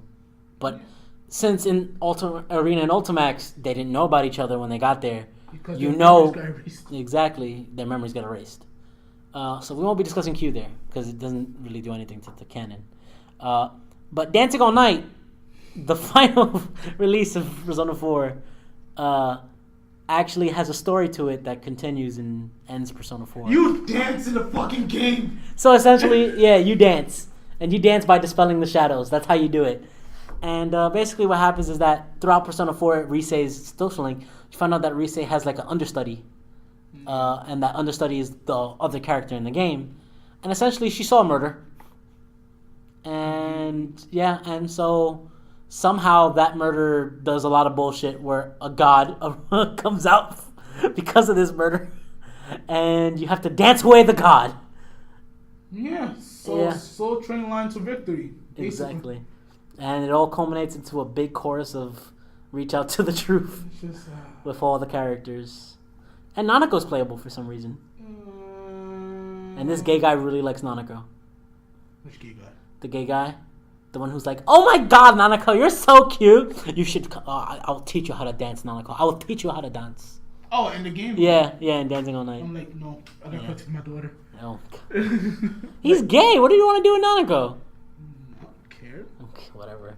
And so, yeah, and you dance. You could just pretend. And while it is an okay dancing game, it is canon, and it is the official end of the Persona 4 timeline. So they say. Persona 4 Crimson Edition. What? Like, oh, what? The Persona 4 cast go to Tokyo and visit the Persona 5 group. If one of the trademarks comes to... One of the trademarks is P5A. If that's a thing, oh god. Oh god. All right. Just leave it be. All right, and I guess now we move into the Persona 5 timeline. And we'll take this one a little slower. So... Yeah, Persona 5, each game playtime. takes about... Playtime, what was your playtime? My playtime? I think I'm going to say anywhere between 125 and 150 hours. I was at 84 at the end of it. How? I don't know. I only missed one social link. Because what I got maxed out for the most part were like the storyline social links, and I think one other. I forgot who else. I missed the kid. Didn't care for him. Oh, the arcade? Yeah. You need him for like... Because his ability is that you start off the battle and you get an all-out attack from the... Yeah. Yeah, I know I got that ability, but I didn't complete it. Okay. So, Persona 5 is now my favorite because it blends both the elements of 3 and 4 into a tighter unit. I mean, it blended... It blends the dark and the funny. Yeah, but it took elements from all the first 4 games prior. Yeah, so it has the battle systems of 3 and 4, but it has the sub-mechanics of 1 and 2, which borrow from SMT. Yep. So Demon Negotiating's back. The Personas are actual enemies again. Yeah. And it was a very weird trip for me. Persona 5 is a game in which you're the main character again, and you look like Harry Potter. There's no denying it. You're just missing this fucking lightning scar on your fucking face, and you'd be Mr. Potter. And essentially, you get arrested for a false crime that you did not commit because a fucking greedy politician who was drunk and trying to rape a woman said you pushed him down and cut his face open. I mean, on all honesty, he did deserve it.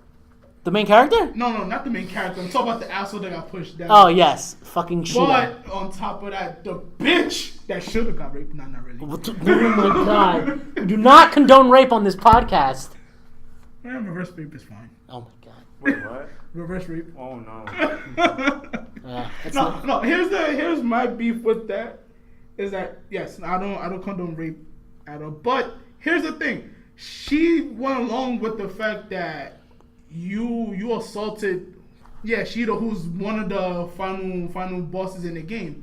So basically you do your due diligence trying to save her from basically being sexually assaulted. She stays quiet because Sheeta, the guy who's trying to sexually assault her, told her, "You stay quiet about this." And apparently he had dirt on her somehow. Yeah. I think she was someone of power. I don't know. Like that. Yeah. But like she was someone popular that he went out with. But the fact of the matter is that she knew what was going on was wrong, and she knew that you was trying to save her. But because Sheeta was a powerful man, told her to stay quiet about it. That leads to you basically getting charged and not being put on probation for a whole year, and then move from your hometown to Tokyo for that year because of what happened. To which you find out at the end of the game that she does talk and say that you tried to save her, but prior to that you go through a lot of bullshit in that game.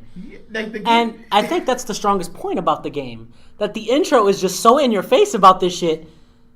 Like you go in there and people are scared of you, like legitimately scared. I mean that's fine. I mean my brother's scared of me. I don't know why.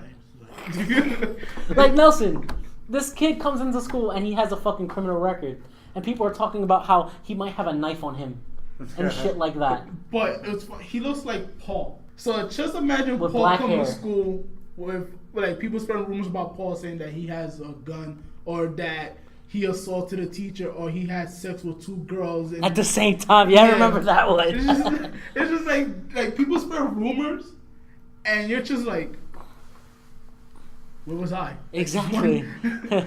And so Persona 5's theme is red, with the theme of rebellion. Yeah, rebellion, liberation. Exactly. So the characters in this game, I'll list them in order of how they come into your party. Morgana, Ryuji, and then An, and then Yosuke, then it's Makoto, then Futaba, then Haru, and then it's Akechi. The asshole. Okay, so we'll talk briefly about each of these dungeons and each like the timelines and the characters themselves. I think the worst character in the game is Ryuji on the team. Yeah, he's alright. I mean, he's annoying. He does a lot of disrespectful and like unforgiving shit. He's an asshole. Don't get me wrong, but the worst one out of all of them, I would have to say is Akechi. Because Akechi doesn't really count though. Akechi is being vindictive for the fact that he gets no love from Daddy. So okay, Daddy doesn't let's back away from that, right? And we'll go back to that. So the first dungeon deals with a teacher who is hinted at sexually raping, sexually harassing students, and beating on his male. No, male and female. Male and female? Yeah, some of the female track stars they got beat too. So basically this teacher is a prolific athlete who had won a gold medal for Japan in volleyball, who's apparently voiced by Mike Guy in American. Which his boss fight, it should have been him doing dynamic entry. But essentially he broke your Ryuji's leg. Yeah. He locked up Morgana for no reason. In his mind, and he's sexually advancing on Anne, telling her, if you don't fuck me, then I'm going to take your friend out of the starting lineup. To which your friend commits suicide. Well, she attempts suicide. She fails at committing suicide. Like she went through the motion, just it didn't work. She failed. She unsucceeded. Yeah, exactly. And essentially, because of that, Ryuji, being the knucklehead he is, but also being the nice guy he is, runs up to the teacher's face and says, "We know what you did," pulling to you where you first become the Phantom Thieves. Yeah. In which you, Morgana, Ryuji, and Anne go into Kamoshida's palace, try to take away his treasure. So in Persona 3, the way each things went was you beat a boss, you progress through a dungeon, right? In Persona 4, It was you wait for the right time, you save a person, you progress through that player's dungeon. There was nothing else to do after that. Yeah. In Persona 5, it goes, you go through someone's palace. And these palaces were custom built for each person you're going through, which is what make the gameplay more smooth and much more entertaining. Mm-hmm. But then it also added the Tartarus, essentially, from 3, which is now Mementos, where after you beat a person's palace, you unlock more levels to go down in Mementos. Yeah. And so you defeat Kamoshida, taking his crown, which was an actual crown, which ends up being a gold medal in the real world. And essentially, Morgana warns you that if you take someone's treasure away, they could die. And it's a very, very, like, man, that game's dark at times. It's dark at times, but my gripe with Persona 5 is the ending. Oh, okay. We'll get there. Yeah. All right. So after that is the second Yusuke and Madarame. Yeah, that's the second. And by the way, each of these bosses represent one of the 7 sins. Mm-hmm. So Kamoshida is lust. Madarame is vanity. Mm-hmm. And Madarame's whole deal is that he takes in orphans who are good at painting, takes them in, cultivates them, and then steals their art and resells them for millions. But ever since he basically threw away all his students, he's only had Yusuke. So he decided, I'll take the painting of, what was the name of the painting? Sayuri. Mm-hmm. And I'll say it's lost, repaint it, and sell it off to friends for millions. Yeah, but it's hiding. He has the whole thing. And you find out after the boss fight that the Sayuri, or before the boss fight, that the Sayuri was actually painted by Yusuke's mother, and it was actually depicting Yusuke being cradled by his mother. Mm-hmm. But the motherfucker painted over the baby, to make it mysticizing, or mystery to what the woman is holding and crying about. It's a very fucked up thing to do, man. Like, it is. I mean, and essentially, Yusuke's mother was suffering from a stroke. Was it? Yeah, she suffered from a stroke, and he decided, I'll just leave her on the floor and she'll die, and I can take the painting. Yeah, he legit did that. Yeah. So he's a man of opportunity. Yeah, he's the ultimate opportunity. If there was a WWE ring entrance for him, you'd hear the Edge theme. But yeah, and so I still think Yusuke has like the best persona. Because it was like the line that you could say to him where it was like, you ready? And he goes, I got this. He has that evil smirk on his face. I was just like, oh yeah, but I ended up not using him because he sucks as a party member. No, he's not bad. Like, I used him, but not often. Like, my main 4, like, even going through the end of the game, was basically the first 3 that comes to your party. Oh, you used Morgana, Ryuji, An? Mm-hmm. So in my first playthrough, I used Ryuji and An are the hardest hitters in the game. Yeah. Because Ryuji gets charge and An gets mind charge. No, she gets concentrate. Which is mind charge. Yeah. Yeah. And then I used Makoto because Makoto has buffing, attacks, and healing. So for the uninvited, the unbeknowns, Persona is like any RPG where there are buffing, healing, and physical and special attacks. So basically, I chose Makoto on my team because... If you want to simplify, Persona is basically Pokemon with demons. Exactly. You want to fill that compendium up? You better collect them all. Yeah. So Madarame is a piece of shit, but Madarame alludes to something that later carries into the game, which is, where's the Black Mask one? And you guys go, who the fuck is the Black Mask? Right? And so that becomes the mystery of the game. Yeah. And you eventually find out through to the next boss, which was Kaneshiro. Yeah. Right? Who's a mafia boss. Mm-hmm. Or Yakuza boss, probably. That Kaneshiro actually is gluttony. Yeah. And all he cares about is making money. Mm-hmm. If there's anything that way he can make money, he'll fucking make it. And throughout, if you actually like talk to people in Shibuya, you find out that people are offering kids jobs to deliver shit. Drugs. Which are ends up being drugs. And you find out through Makoto, who I believe is tied for best girl in my heart, that which you find out that some of the students in the school are being used as drug peddlers. Yeah. But not only are they being used as drug peddlers, they're also being bribed to shut the fuck up about it. And if they don't, then they'll get killed, essentially. And so together you go to fight Kaneshiro. Of course, you unlock Makoto's persona, and then when you go to fight him, He's the first double boss fight in the game. Like, the way how Persona got unlocked is crazy. Like she, like the way If how you she. so the fun fact that I have about Makoto is she's the only one that didn't fall on the ground.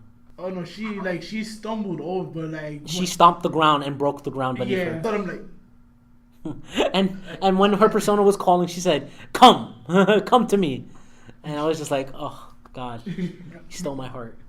But yeah, you fight Kaneshiro. Kaneshiro is the first double boss fight. When you defeat him, he goes, "Oh, why didn't you use this power to make money or shit or power or whatever, man? Like you could use this to do whatever the fuck you want. Like there's someone else out there that's doing the same thing as you, but just using it to benefit their own means." Yeah. And you go, "Wait, what the fuck?" That's when from the previous dungeon you start getting hinted that there's someone else in the palaces running around while you doing your own shit. Exactly. And then I think this is... Oh, you actually met Akechi beforehand. But you make a social link with Detective Akechi Goro. Who is the second Prince Detective. Fucking asshole. Which the first one was also Naoto from Persona 4. May he fall down the stairs. And so, I believe after the gym teacher's dungeon, there's a scene where Ryuji and Morgana, who's a cat in real life, but can talk. If you're a Persona user, you can hear him talk. And your main character all talk behind in the backstage of a movie theater where you're like... No, it was the TV station. Yeah, the TV station, where basically Morgana says, "I want to go to that pancake-looking building." Yep.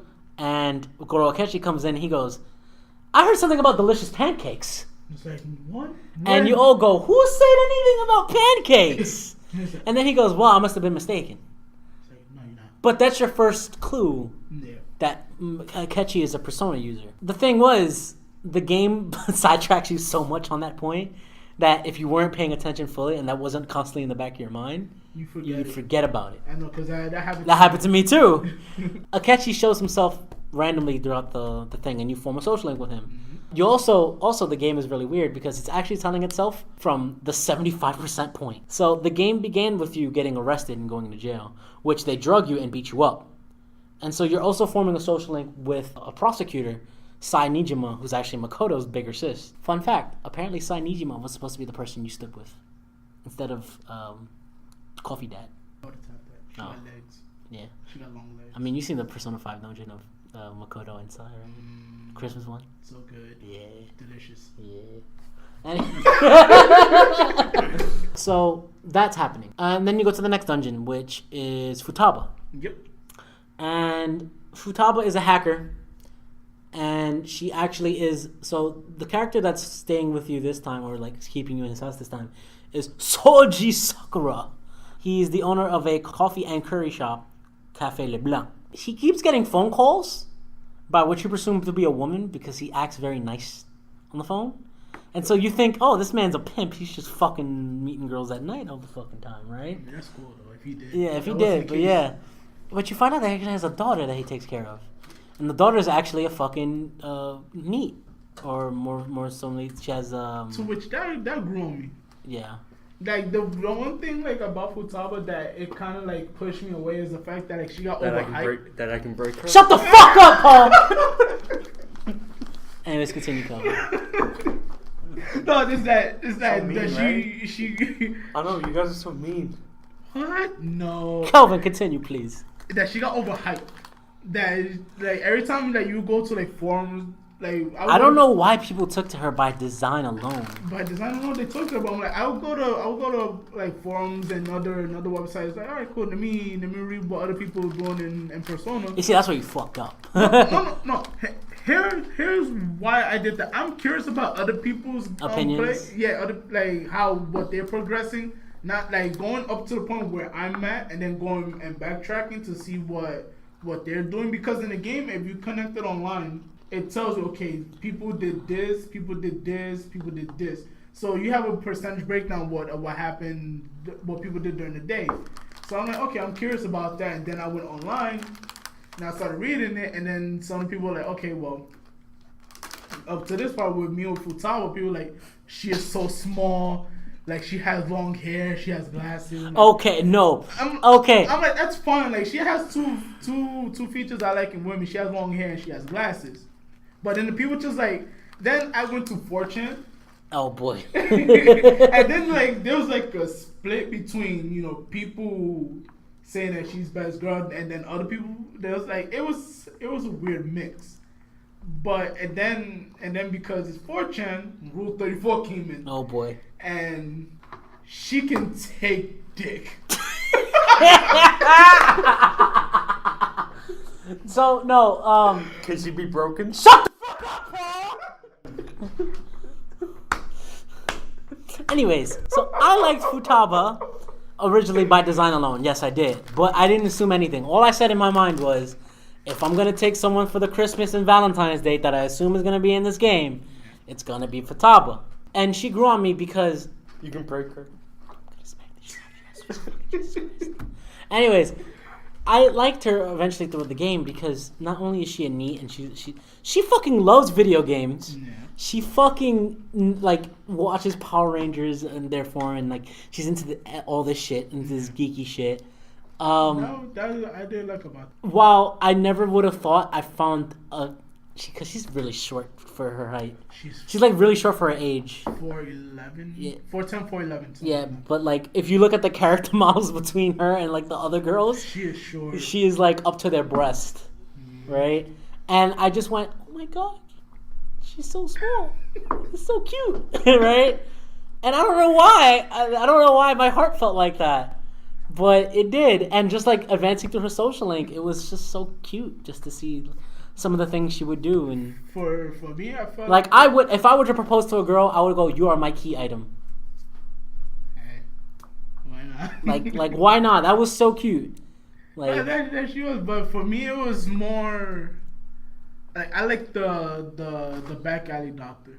I have to say- Tai Takemi. I have to say she was my favorite girl in the game, only because of like her backstory, but then also it's just like So it was so bad. So Persona, I don't care what the fuck you ran on that wall, Paul. I'm not gonna pay attention to it.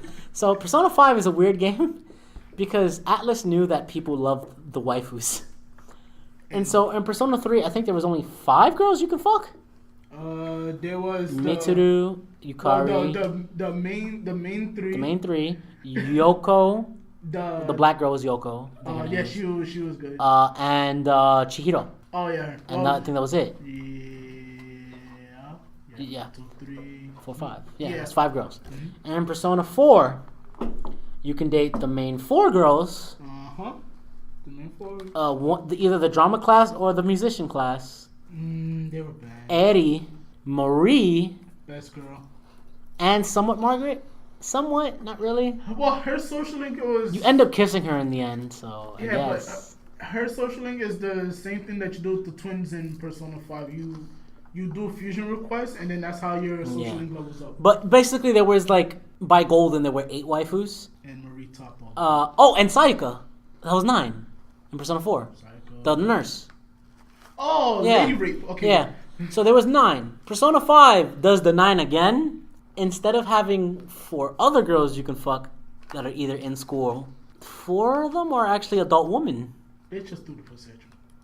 Like, Yeah. Like legit, this game just do the. Yeah. Maybe because you're in Tokyo or whatever the case may be, but. But you date 4 older women. And out of all of them, I chose the doctor. So this is one of the games where I had to go. I like one of the young. I have to choose a younger and an older one because that's just how my mind goes. I was So going for the mature I one. can't really choose between Futaba or Makoto anymore. Like they're just both in my heart.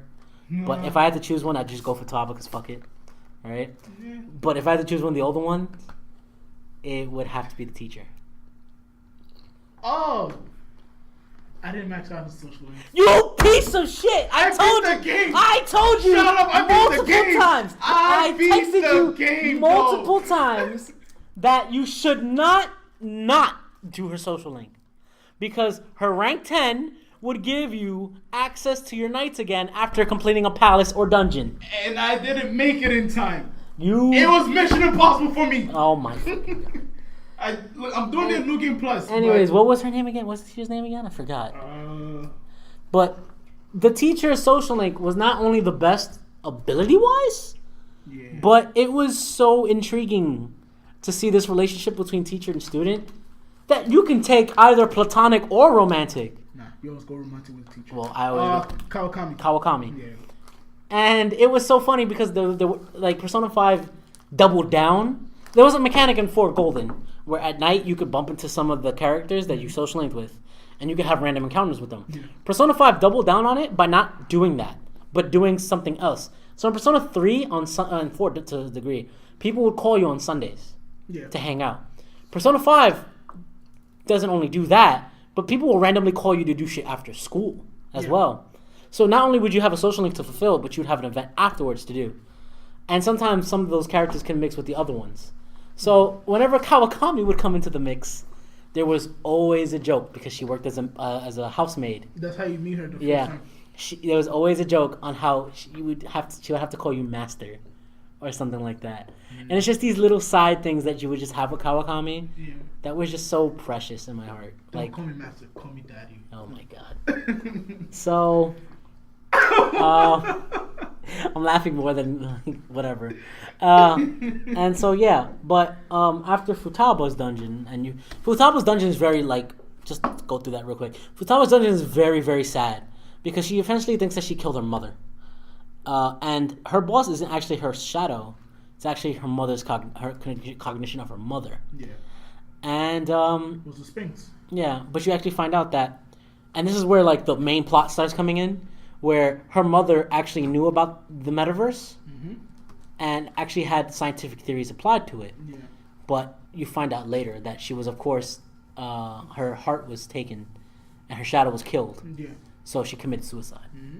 At this point, the plot hits you like a bus. Yeah, it starts just rolling through. Because I know I warned you about the 5th dungeon. Yeah. And that was Haru's dungeon. And you could take that one if you want, because I remember, is Haru still your favorite character of the main? She's still there. If I have to go by your logic with young girl and older girl, Haru would be her. Okay, so you could take the Haru dungeon if you want. Fuck that dungeon. That dungeon was a piece of shit. It was basically running around with your head cut off the whole time. You have to go from point A to point B. Which one has the fucking key card? And then, you backtrack so much in that dungeon. By the time you get to the end, the boss fight underwhelms you. I warned you about 5th dungeon and 7th dungeon. I warned you. I know. I was just all right. I'm thinking maybe he over. So why don't you even talk about the boss? Why don't you talk about the situation? The boss fight. Oh. Talk about the situation of the dungeon while you're there. Everything is basically it's a space theme. By the way, quick thing. Kaneshiro's gluttony. Futaba's sloth. 5th guy is greed. Yes. So talk about the situation the party's in when you get to the 5th dungeon. That whole thing's just why? Because the dungeon itself, I want to go on that more. The dungeon itself, if you play any other game where you have to really double back just to get an item, or you have to run from one place to another within a couple of seconds before it resets. That's basically what that dungeon was. It basically you running back and forth. You transforming. It's in Shido's dungeon thing, but they become a monster. The route, yeah. But in this one, it's just alright.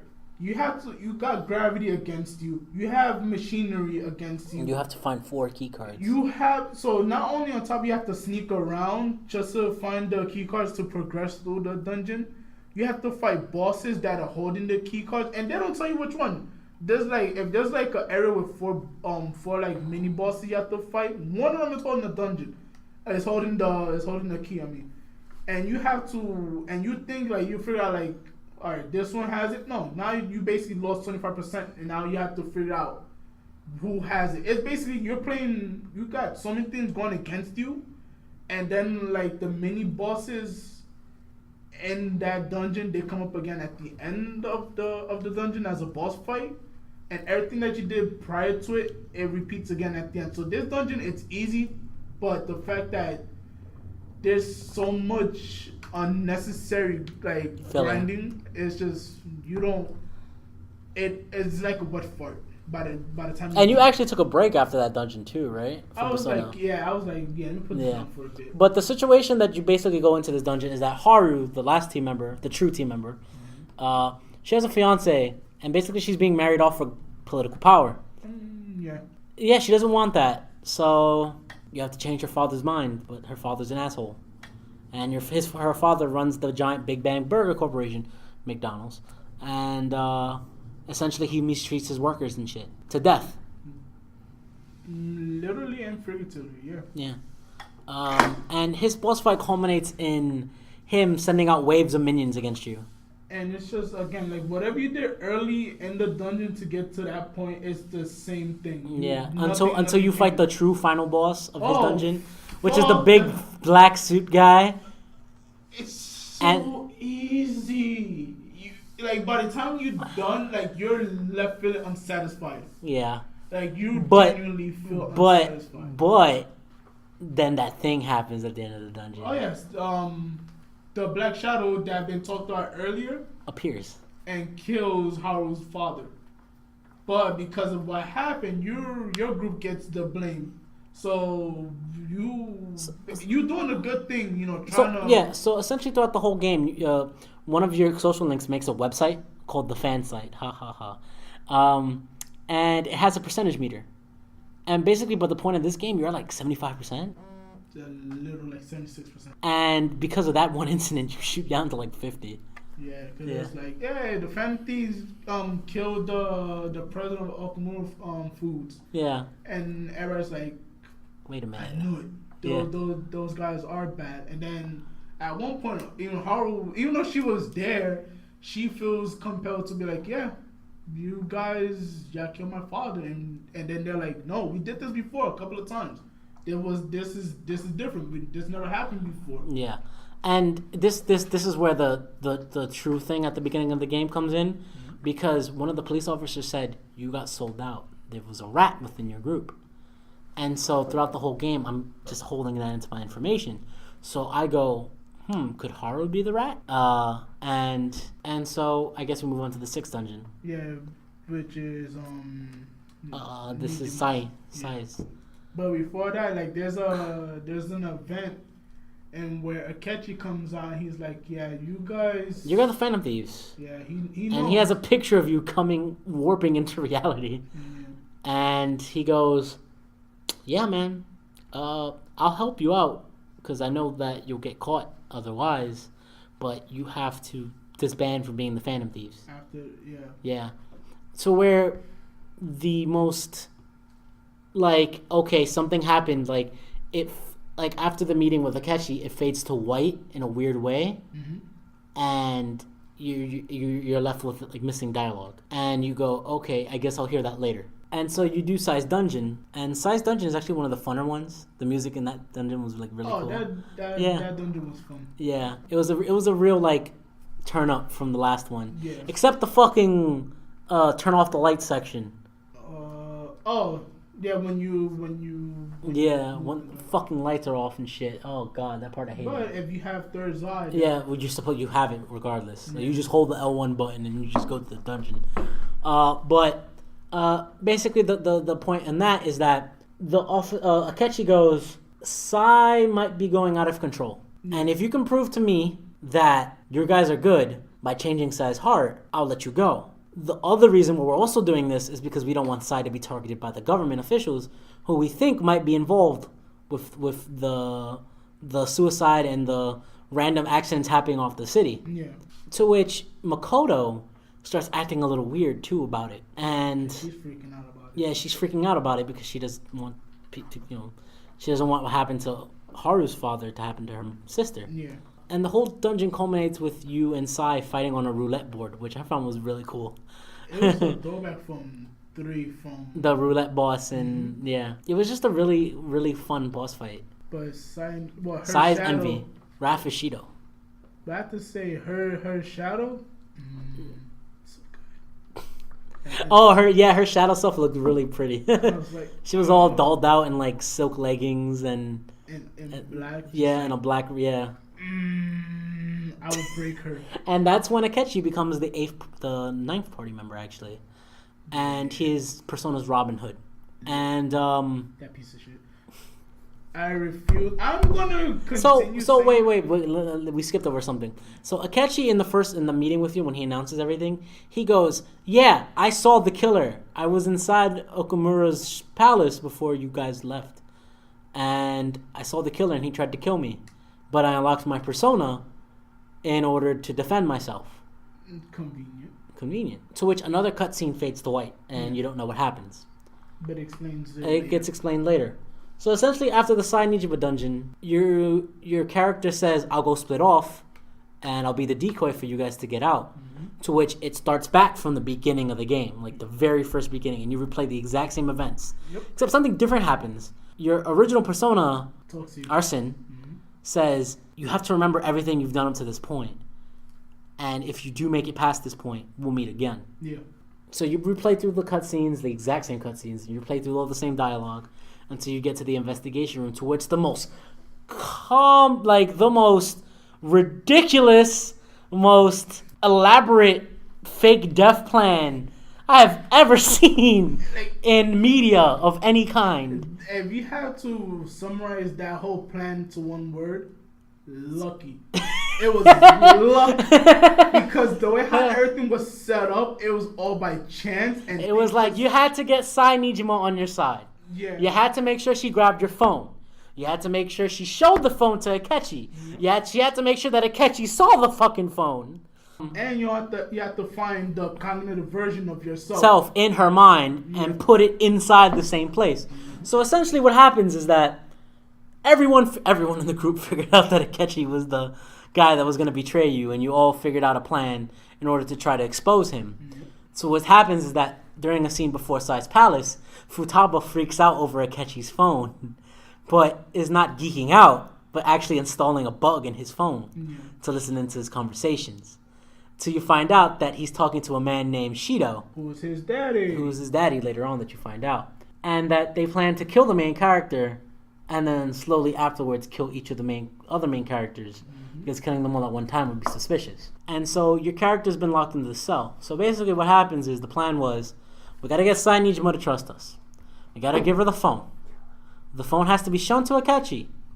When it is shown to Akechi, Futaba must activate the Metaverse app on the phone in order to get Akechi in the room with the cognitive version made from Sai's cognition of the main character.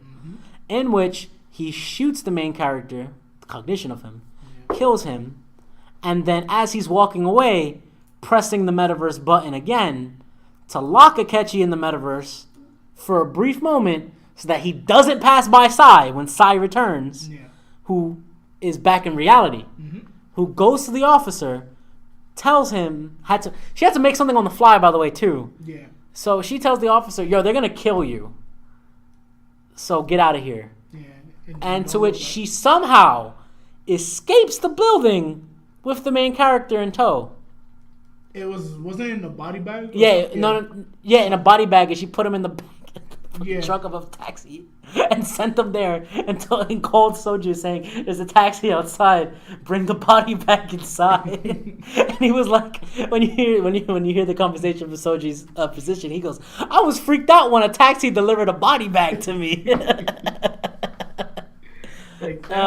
That whole thing was like the whole plan. Like, it was cool. It was really cool. It was Ocean's 11. Like the way how they planned it out. It was like something out of Ocean's 11 because it was elaborate. Like they was like, okay, this is gonna happen. This is how they're gonna respond. So on and so forth. To the point that you get to the end, everything's gonna be one big picture that you're gonna be like. Yeah, and it all culminates with the police, because they're under control of a really powerful politician. They made his death certificate, and they didn't even check for the body. Yep. They just wrote off like, okay. Yep, they just wrote him off to the point where the media announces his death. So the main character's basically scot-free for a little bit. And that's when we get to the 7th dungeon. I have to say that dungeon, it was long. It was four dungeons length. It was tiring. It was 4 dungeons. But the music was spot on. I like the music, and I like the outside environment. It's just holy shit. But it was just like it always started like cool. Get four. Get 4 letters of recommendation. Yeah, just to get to the main hall. But that's where like everything like it's spread out. Like you have to like go through. Yeah, basically a dungeon length area just to. It was the water temple of Zelda, of Persona, essentially, where you needed these items to progress. Like that dungeon was so long, and then the boss fight. There was 3 boss fights. He had. It was 4 boss fights. Because he had Akechi, and then you have to fight Akechi's Shido. second form. Yeah, you fight Akechi twice, and you fight Shido twice. And that's when the whole exposition of Akechi being the legitimate son of Shido, Yeah. how he wants to kill his father because he threw his mother to the dirt, and how he was basically left to die. And you basically find out that Akechi is also a wild card holder, but because he only has 2 social links, and I'm going to guess one is with the main character and one is with Shido, he only had 2 personas. His base one and then the other one. Yeah. And you find out that he has the secret power to make people go crazy. And that's a power all of his own. Mm-hmm. And that's how he's been getting all these accidents around Tokyo to basically go around. And when you guys trap him in a corner, he makes himself go crazy to fight you guys. Yeah. I feel like the boss fight was underwhelming. Oh, I was satisfied with the fact that you beat his ass. But like I just felt like it wasn't enough. I need to do more. Yeah. Like I need to destroy him. And I need to destroy his body. I need him to drink his own blood. Like I need him to watch himself die from a third person. Oh, well, you kind of did. And then he needs to experience it from first person. He needs a monologue of how he died. It was just so many things that I wanted. But the ending of the boss fight was like, alright. Well, and I warned you about this as well, how the resolution of the traitor was not great. Because essentially what happens is that right afterwards, after the boss fight, the cognitive version of Akechi within Shido's mind appears and claims how he's a puppet. Yeah. and how all along Shido was planning to get rid of Akechi anyway. Yeah, so basically Akechi did everything that he did essentially for nothing. Exactly. It was all for naught that he did. And it's just like, and then the fact that after you find all that out, Akechi sacrifices himself to save you. And he kills him. He died. They both kill each other, basically. Yeah. And so I'm like, no, don't take that away from me. I wanted to pull that trigger. I was like, at that, I genuinely felt robbed at that part. Cause I was just like, God damn! Everyone in this fucking game is fucked up somehow. That was my coming out of it. But that was my job. Like I genuinely felt like that was my job. I wanted to finish him off. And the game took it away from him. Yeah. And then the next day you have the best calling card moment in which Futaba and her glorious self hacks all broadcasting systems in all of Tokyo. Yep. And you announce a calling card of grand scale. So, I mean, to like put in perspective, just imagine you're in Times Square and all the monitors just get hacked all in one shot and then just see the Phantom Thieves. That's basically how you can conceptualize it. Just think of Times Square, a big tourist area, and all the monitors are showing the same image at the same time. Oh, it was cool. That was the and Wake Up, Get Me Out, Come Get Me Out of up there was playing in the background at the same time. I was like, oh yes! And then we get, I think, is the best boss fight in the game. Which is first form or second? Both. They're both fun. They were good. Like he had 3 forms. Get out of here. No, because when I did it, I died the first time. Like, I warned you. I know, but the first time he came, I was like, all right, I can redo the fight again. I know how he's going to attack, and then I made it through that whole thing. Then that cutscene plays, and then so Shido's shadow is just Char. It just doesn't die. But it's like if you're not in there prepared, he does fuck you up. Oh boy, he will fuck you up. Like, it's just like if you try to buff yourself, he debuffs you. If you try to debuff him, he cancels that and then he buffs himself up. And then there's a time that he charges up, and then Futaba tells you, do not attack him. And if you attack him, he's gonna counter attack and hit you for like double the damage. Oh boy! And it's just like that whole time, like while he's like charging, thinking about it, starting from Sai's dungeon up until like you get the true ending. That was the one reoccurring thing that like the boss would start charging up and then Futaba will tell you do not attack. And it was like, and it started with Sai's dungeon and where when the roulette is spinning, Yeah. she Futaba tells you do not attack her, or you'll face a penalty. You hit her, she'll hit you back. She basically counter attacks you, and then you take double the damage. Same thing with Shido's boss fight. He's charging up, you hit him, take double the damage. I also liked how the fact that he had an ability that gave him 2 more turns. That was like his other form. He's like, So it's not so over yet. so he went from being Char on like a fucking line Gundam to being the main boss from Metal Gear Solid Vengeance It's just the guy never to being the second form of the main boss from Metal Gear Solid Revengeance. like that man just doesn't die. Like the boss fight was fun. It was and the fucking song Rivers in the Desert Yeah, was just, it's so good. I got extended version. Yeah, it's just so good. And it pays off so well because your main character takes off his mask in between the boss fights. And he goes, "You remember me?" And the guy goes, "You're that fucking kid that I charged with the fucking crime. Yeah. It must be destiny that we fight each other." Yeah. And you guys just slug it out with you being the winner. Yeah. And like, it's funny because like when you do win the boss fight, he gets back up one more time. Just like stay. Yeah, he gets back up and you're just like, no, you're not up again. And then he falls on the floor. And you're just like, oh, thank God. It's just this rush. And then the Titanic happens. Oh, the Titanic literally happens because apparently the scientists that Shido has were able to make a suicide pill Yeah. that kills yourself temporarily Mm-hmm. to destroy the palace within yourself and to hopefully kill the Phantom Thieves. Yeah. To which we get the fake Ryuji death, which actually had me like, wait, is Ryuji dead? I thought like if the fact they would have If they would have done it, yeah. If he would have died, I'm like, alright, that part would have been more memorable. Yeah, but Ryuji comes back, and then they beat his ass for no reason. Yeah, I'm like, it wasn't his fault. It wasn't his fault that the fucking ship exploded and shit.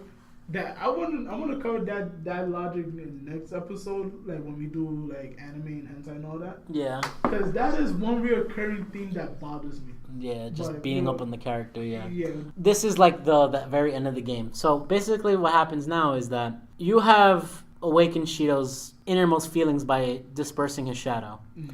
And he is now telling the public about all the crimes he has committed and how he shouldn't be the prime minister of Japan. But people don't care. People are like, yeah, this is fine. I'm like, And yeah, everyone on the team goes, what the fuck is going on? Like, my thinking goes, oh, it's time for the god, huh? And then it hits me, and then it goes, did you complete Mementos, kid? Did ya? did you complete? I completed it beforehand. Okay. So I had to just do the Shido block and then on to the final blocks. Okay. But similar to Persona 3, you better have made sure you were doing the Mementos dungeons on the side, because if you didn't, you had a lot of floors to go through. Like, Not as many as in 3. I think it was only like 70? 67. 67 Yeah. floors to go through. Because it was. And then the additional palace. It was 8, 10, 11, 12, 13, and then 14, I'm going to say, for block 6. And then block 7 was the final area that you go into. Yeah, which was a palace. Yeah. So basically what happens at this point in the game is that you guys decide that something's wrong with the people. Yep. The people are not listening to the truth. And that the only way to set people straight is to change people. Like, to change the public's cognition. Yeah. And so Mementos is described to be the palace of the people. So why not just take the people's treasure and open their minds? Easier said than done. It's way easier said than done. Because when the crew gets down there, Oh, boy. they're in the fight for their life. So, there's one crucial character we haven't discussed this whole time. You mentioned him very briefly. Oh. His name is Igor. Not Igor, yeah. But if you want to talk about Igor real quick, Kelvin, I'll let you. Alright, so Yeah, I mentioned it earlier. Igor is the master of the Velvet Room, starting from the first. In the first two Persona game, he was a servant. Yeah, he was the attendant of the Velvet Room from Philemon, and then Persona 3 and on, he is basically the master of the Velvet Room. So the Velvet Room is his domain now. And then in Persona 5, the culmination of the Final Palace. Yeah, that Igor that you've been talking to since the beginning is not the true Igor. Apparently, the final boss, if you did the true ending, he's the one that captured Igor and locked them away, and then he pretended to be Igor that whole time, and he also made a bet with Igor too. Yeah, he made a bet to see like, all right, what's gonna win, hope or despair. That's basically what it was. It was either hope or despair. Yeah. And then at the same time, he split the secretary of the Velvet Room, which in this one is Lorenza. Yeah. She got split into two girls, Caroline and Justine. To which, if you do their social link, you There's understand. Like hints. Yeah. The public is like, they're still cool with the fact that Shido's gonna be Prime Minister of Japan. You get Shanghai to the Velvet Room, to which now you have an encounter with Igor. Well, Igor, air quotes. At that point, now you have a bet. Igor tells you, well, there's one, two things that's going to happen. You can continue letting things play out how they are, or you could take control of your own future and change it. If you make an agreement with Igor, not Igor, you don't. You still get the bad end for them, right? If you choose his deal, you get the bad end. All right, yeah, you get the bad end. But if you choose to basically take control of your own future, it continues on to the good ending. To which at that point, like you guys die. Yeah, everybody start getting picked up one by one. Yeah, so basically, Mementos fuses with the real world. Yeah, that part kind of bothered me. Like the last dungeon bothered me. Only for the fact that you did Shido's dungeon prior to that. Like, the whole space up to it is like, it's you waiting and you can't do much because like was mentioned earlier, you're presumed dead. But after everything is revealed, like, the public is basically under the god's control. Like, the dungeon afterwards, it's like, it felt abrupt. It's just like, it came out of nowhere. Like, it was like, well... It was straight onto another dungeon. Yeah, there was no space in between. Okay, you have this choice. Think about it, and then let me know what's your actual answer. Like, everything was just like, all right, you got 30 seconds on the clock. Is it gonna be A or is it gonna be B? And you're just like, well, shit, fuck. So you have to pick one then and there. Then it just throws you into the final dungeon. So like after basically the grind out of Shido's dungeon. And then the grind I was waiting for after that segment to end, the last part of the game, it just felt like it rushed. Like it was rushed. Which, I understand how you feel too. To which it like, alright, the dungeon is cool. The boss fight was cool. It was just like if there was like more build up or it went about something differently, then okay, I can appreciate the dungeon more. But because of how rushed it felt, and it's just like the game was like it frequently held a gun to my head and telling me, okay, well, either do this or New Game Plus. So I'm like, all right, well, I want to get the true ending, so I did the true ending. But that was my main gripe with the ending of the game. Like, the game overall was good, but that last part of the game, the very last part, is what bothered me. So basically, you figure out that Yao the Boaf, I believe that's how his name is pronounced. Yeah. Who in actual lore, is a deity who associates himself as God. Yeah, he's a god. He's a demigod. He's a demiurge, which is part of the... Nelson, what was the name of that deck that you used to like so much? What? Cleforts? Cleforts. Yes. Yeah. He's a Clifordian god. Mm-hmm. He is... A Jewish god? Yeah, somewhat. So... he believes himself to be God, actually. And yeah, to the point that he basically convinces everybody, I am God. And he is the Holy Grail. Yeah, and everyone's like, okay. yeah. You got and it. when you first get to his first phase boss fight, no matter what damage you do to him, the people will heal him back You up. fight him as a cup. So like What? Persona 5, like there was so many like different lores thrown into it. Like the game had a French lore, like the Knights of the Round, King Arthur and all that. Yeah. And then it went To British lore with the LeBlanc and the Arsène Lupin shit. Yeah. Yeah. And then it's like the Holy Grail, which That's Christianity and shit. yeah, but it's also in British lore. Yeah. British lore too. To which also I don't like the only reason why I thought it was like a nod to Fate Stay Night is because they deal with the Holy Grail. Yeah. So I was like, all right, cool. That it's not necessarily that, but It's okay, Kelvin. People die when they are killed. It's like that could have been a thing, but it's like there was so many different like lores that it's not bad. Like at least you learn through playing video games. So like if anybody tells you you don't learn anything from video games, they're lying to you. Yeah, that was like that was cool, but it's like the first form you fight him in is a cup that you do absolutely shit to. And then afterwards, like you go through like the final dungeon that we talked about earlier, and then Which is a pretty cool dungeon. The last dungeon is you run up to the sky to fight him because he has a fucking coliseum in the sky. You go to heaven, And you fight the angels too. You fight Uriel, you fight Michael, you fight Gabriel. Yeah, you fight Gabriel. Like you're legit fighting the angels. And it's just like that was cool. Like, And the fucking Life Will Change, the vocalization version is playing, and oh god. like that part was cool, but it's just like again like what robbed me a little bit of that dungeon was just the pacing prior to it. Yeah, I understand. It felt rushed. But that final dungeon was pretty cool. Like as you kept going, like people were starting to wake up. Just like, oh, okay, cool. Like, you know, you could take control of our own destiny. You know, we could change shit around. So it's like the more you did, the more people acknowledged you, and then till you do the final boss fight, and where again, like how it was in the previous, You fight the cup again. You fight the cup the first time. You kill what was draining the hopelessness from the people. Then like the cup, you know, acts on its own. You beat the cup, and then you fight Jewish God. So, But That's cool. now a lot of people consider this to be the worst final boss in Persona series. I don't.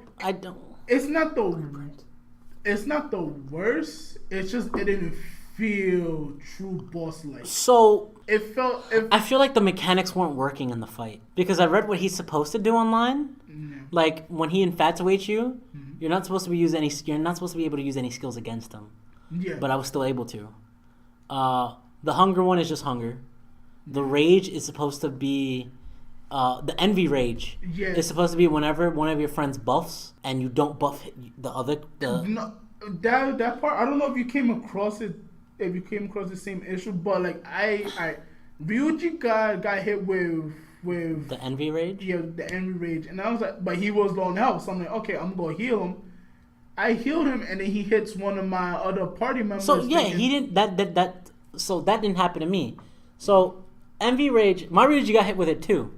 But when I read online, what it said was envy rage is supposed to be if you buff a player or you do something to another character, but you don't do something to that character, they get envious and they hit that character. But I heal Ryuji. I know, and that's what I'm saying. So one problem that I have with that fight, right, especially like I'll just pick on that one for instance, envy rage is single target. Yeah.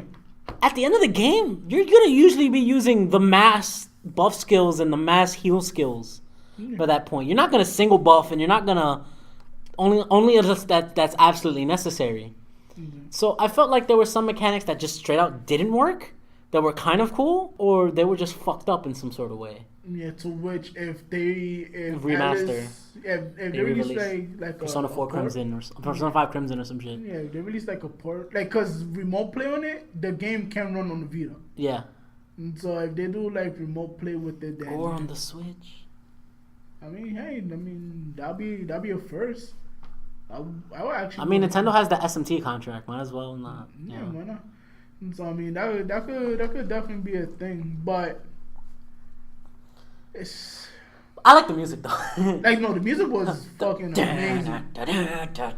Oh man, I was rocking out to that song. Like, it was like at first I thought the game was skipping. I was like, what is this? What happened? Like, this game is brand new. Why is it skipping? And it's like, no. Then I listened to the soundtrack of it. And I was like, no, that's how the song is. I was like, yeah, and it's supposed to be like this deific fucking rock god like fucking song that's just like, it gets you pumping. And I like the theme of the boss, in which he utilizes all the 7 deadly sins on you. Yeah. And he gets an arm for each one, to the point where if you don't deal with the arms themselves, he can attack you up to 7 times a turn. Yeah. And that's the reason why he does such a low damage. But doing that, you're multitasking, because now you have to take care of yourself, you have to take care of the arm, and you have to take care of the boss at the same time. So you died to the boss. When I text you, I died. That was the first time I died. Like, in each boss fight that I died to, which wasn't a lot, it was like at best three bosses I died to. It only took me 1 retry to get through the boss, which it added to why like I took so long to beat the game. Yeah. The only bosses I ever died to was the Madarame one. That was the only boss I died to. Really? Yeah. Y'all the Boaf, because I know like some of them have resistances to bullets and like one had to fire, but I feel like they should have more resistances. And I don't know on a harder difficulty they'll solve the problem or not, but I just kind of felt like the limbs took way too much damage. Because I wanted a next boss fight. I wanted a 17 phase boss fight. But that wasn't the case, because I was looking at the trophy trophy guide for it. Yeah. Like, it's rated at 3 out of 10, so you could get everything pretty easily. So, like, difficulty, it has no effect. Like, for the first one, it said play the game normally, and then like for the subsequent runs that you want to do cleanup, play it on easy. Yeah. Play it on easy and just get through it. Which I'm gonna do that later on. Like, after I finish this run, like, I'll get through. I'm doing a hard Japanese soundtrack mode right now. I'm voice acting right now, so. No, I'm probably do that easy. But like, just to get through everything, I'll do that.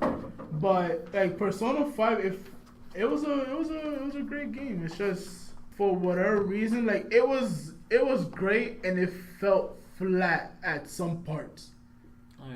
Alright. To just like cap off like the whole thing, I liked it, but I think Joker had the best final awakening out of any of the characters. Oh my god. To which Satanael, which is the god of the devils, which is basically Satan. Yeah. Before he became a fallen angel, descends from the skies and loads up a bullet filled with the 7 deadly sins and shoots God in the face. It's so good. It's just that, like, no, that last part, I felt like it made for that fight. But like, cause what level did you go at that boss fight? So I did the boss fight twice. Once was the second time I grinded because I wanted to make sure I got as many personas in the compendium as possible. But the first time I fought it, I was like in the early 70s. Alright, so I would say I was somewhere around there, like late 60s, early 70s. I'm gonna say around there. Yeah. But that like, it was alright. Like, that final awakening for his true persona, that was great. Like, there's no other way. Like, that was a good job. Yeah, like, I was so hyped. Oh my god. He takes out his fucking gun. The fucking persona mimics him pulling out its gun. Yep. And then, pa! Just shoot some. Oh, I was just like, yeah! And that's the true ending. If you haven't figured out, if you fight the true boss of the game, you're fighting against a Jewish god with a God Christian complex. Yeah, and you're using a Christian god to end them. Yeah. And then that's where the end of the game starts happening, where Morgana disappears. Yeah. And then you have your sad moment where you guys. So this game, I didn't know it was gonna. It felt like it wasn't gonna end on a good note because it fucked with you. Yeah, because right after the boss fight and right after you guys decide to split on Christmas Eve, Sai comes up to you and tells you need to turn yourself in. That's the only way we're gonna be able to get Shido. So after all that, you saved Japan, not the world. You saved Japan, and you still have to go to jail for something you didn't do. Like basically, like backtracking the whole game. You try to save someone, the person confessed. You save multiple people, and you still have to do time. Just for like at the end of your sentence, then everything gets absolved from you, and you have a clean record again. But it took you time. It took them. You time to get. You spent 3 months in prison. Yeah, well, not in No, prison. two in months, 2 months in juvie. And it's like I felt like that ultimately it fucked me up because I'm like, I did all this and I still get treated like shit. Yeah, so I'm like, whatever. But the main character is like, I'm cool. I'll do it, and then you get your little side Christmas event if you choose someone. Chose FUTABA. And either way you do it, it always ends up with you going like, oh, I'm not telling them this, and then you have to run away. And then of course you do your time in prison, and you come out on 2/13, right before Valentine's Day, and you're released, and you find out that all your friends and all your social links helped you to get out juvie. Yeah. And then you have your Valentine's event, which if you're dating multiple girls, you get fucked up. And so Drew had to lie to bail you out. But, he's coffee dad, so he didn't mind. Yeah. And then it skips all the way to 3:17. Yeah. And that's when you reach the final end of the game where you talk to all your social links and you tell them, they tell you they'll miss you and shit like that. And then you go like, is there a Persona 4 ending in here? No, there is not. Okay, just go away now. And then you hit the final cutscene of the game, in which I thought was a very endearing cutscene. It was good. I feel like there's something more to it. Like I just feel like the ending, like there was something missing. Like something felt like it wasn't done. But I mean, if they have to do like a complete edition of the game, maybe they'll address it there. But I just felt like something just felt short. But overall, I mean, all in all, like Persona 5. It's a fucking great game. Yeah. It's a fucking good game. Like, I recommend it. Like, I like, you don't need to play any of the Persona games beforehand. You can just play this one. Mm-hmm. Then you can go back if you want. But if you had to start somewhere, I'd suggest here. Like I said, I don't think anyone in friendship levels beats the Persona 4 cast. But I'd say the Persona 5 cast is more friends than the Persona 3 cast. Yeah. And I'd say Persona 5 balances the dark and gritty tone of SMT supposed to be with the light humor that the Persona 4 went. Mm-hmm. And I like the package that came out. And while there were some problems here and there, the game took like 5 years, 6 years. Because Catherine came out in 2011. Yeah. So 6 years. 6 years. 6 years. 5 years for Japan because it came out 2016. Yeah. And we got pushed back to 2017. Yeah. And so overall, I like the game. It's my favorite one so far. Not only because like the story is not always that important to me in a game. It's the gameplay. And I think the gameplay was perfected. Yeah. In Persona 5. I don't know how else you're gonna beat this. There's a way. There's always a way. But and I don't want to leave on a somber tone, but I don't know if you know, but the director is leaving. Oh yeah, he stepped down. He there's another director that worked closely with him. He's in charge of Persona, which is not bad. It'll be like there's a new director in town. I mean, if you're into guys, yeah. What? I don't understand. Where did that came from? No, it's like alright. It'll be like Tetsuya Nomura stepping down from Kingdom. No, yes. And then because that's what happened with Final Fantasy 15. And the game got shipped because the new director came in. It doesn't matter. And sorry to go on a quick tangent. It doesn't matter if people are like, oh my god, no, that new director cut shit out the game. The game shipped. Yeah. It wouldn't have shipped if Nomura was in charge. Sorry, but it's pretty much like that. So I mean, we could probably do a Kingdom Hearts podcast later down the line. I mean, that's like another horse that needs to be tackled on its own. That's like 8-10 games. Could you finally explain to me the timeline of it all? Yeah, I'll explain to you. It's really fucking stupid. It's convoluted as fuck. It is. But I'll explain it to you. He explained it to me. And it's. I didn't understand it. It's dumb. Like, alright, just to give you a quick. No, we're way above time already. Just one thing. The mobile Kingdom Hearts game is the prequel to the whole series. What? Yeah. The mobile one is it's the prequel to Birth by Sleep. And then, like, the whole thing, I'll tackle it another time. But just to wrap it up, Persona 5, get it. If you got a PS4, if you got an Xbox, I'm sorry. if you have a PC, one day.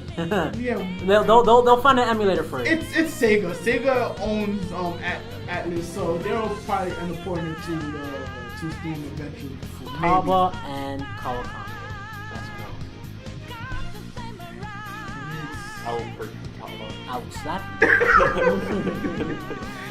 Sai and Nah? No. It's her, but it's Sai, the doctor. Sai's the prosecutor. The prosecutor, the doctor, and this man can't choose. He wants them all. I just want those three. Okay. That's where I cut the line. All three at the same time. But I can't choose between FUTABA and Callisto. But I think we talked enough about Persona. Yeah. So yeah, we can wrap it up here. I've been Yantzy Castro. I wanted this all along. Hey, we got it. Probably do another one later on anyway. Alright, Cole, Nelson, thank you for coming in the middle of this and listening to this. I was here at the beginning. You came in at the beginning, you came in at the end. At the beginning of the second part. Fred was here earlier. Nah, I'm doing this anyway. I'm doing this. No lie. So I don't mind doing this. So it's just for viewers. Next episode, I guess we do what? Anime. Oh my lord! Finally? Yeah. So you can break your characters next episode. Oh boy, you can't break nothing. Paul's getting ready. All right, Kelvin, let's get out of here. We've been Box of Friends. Good night. Bye.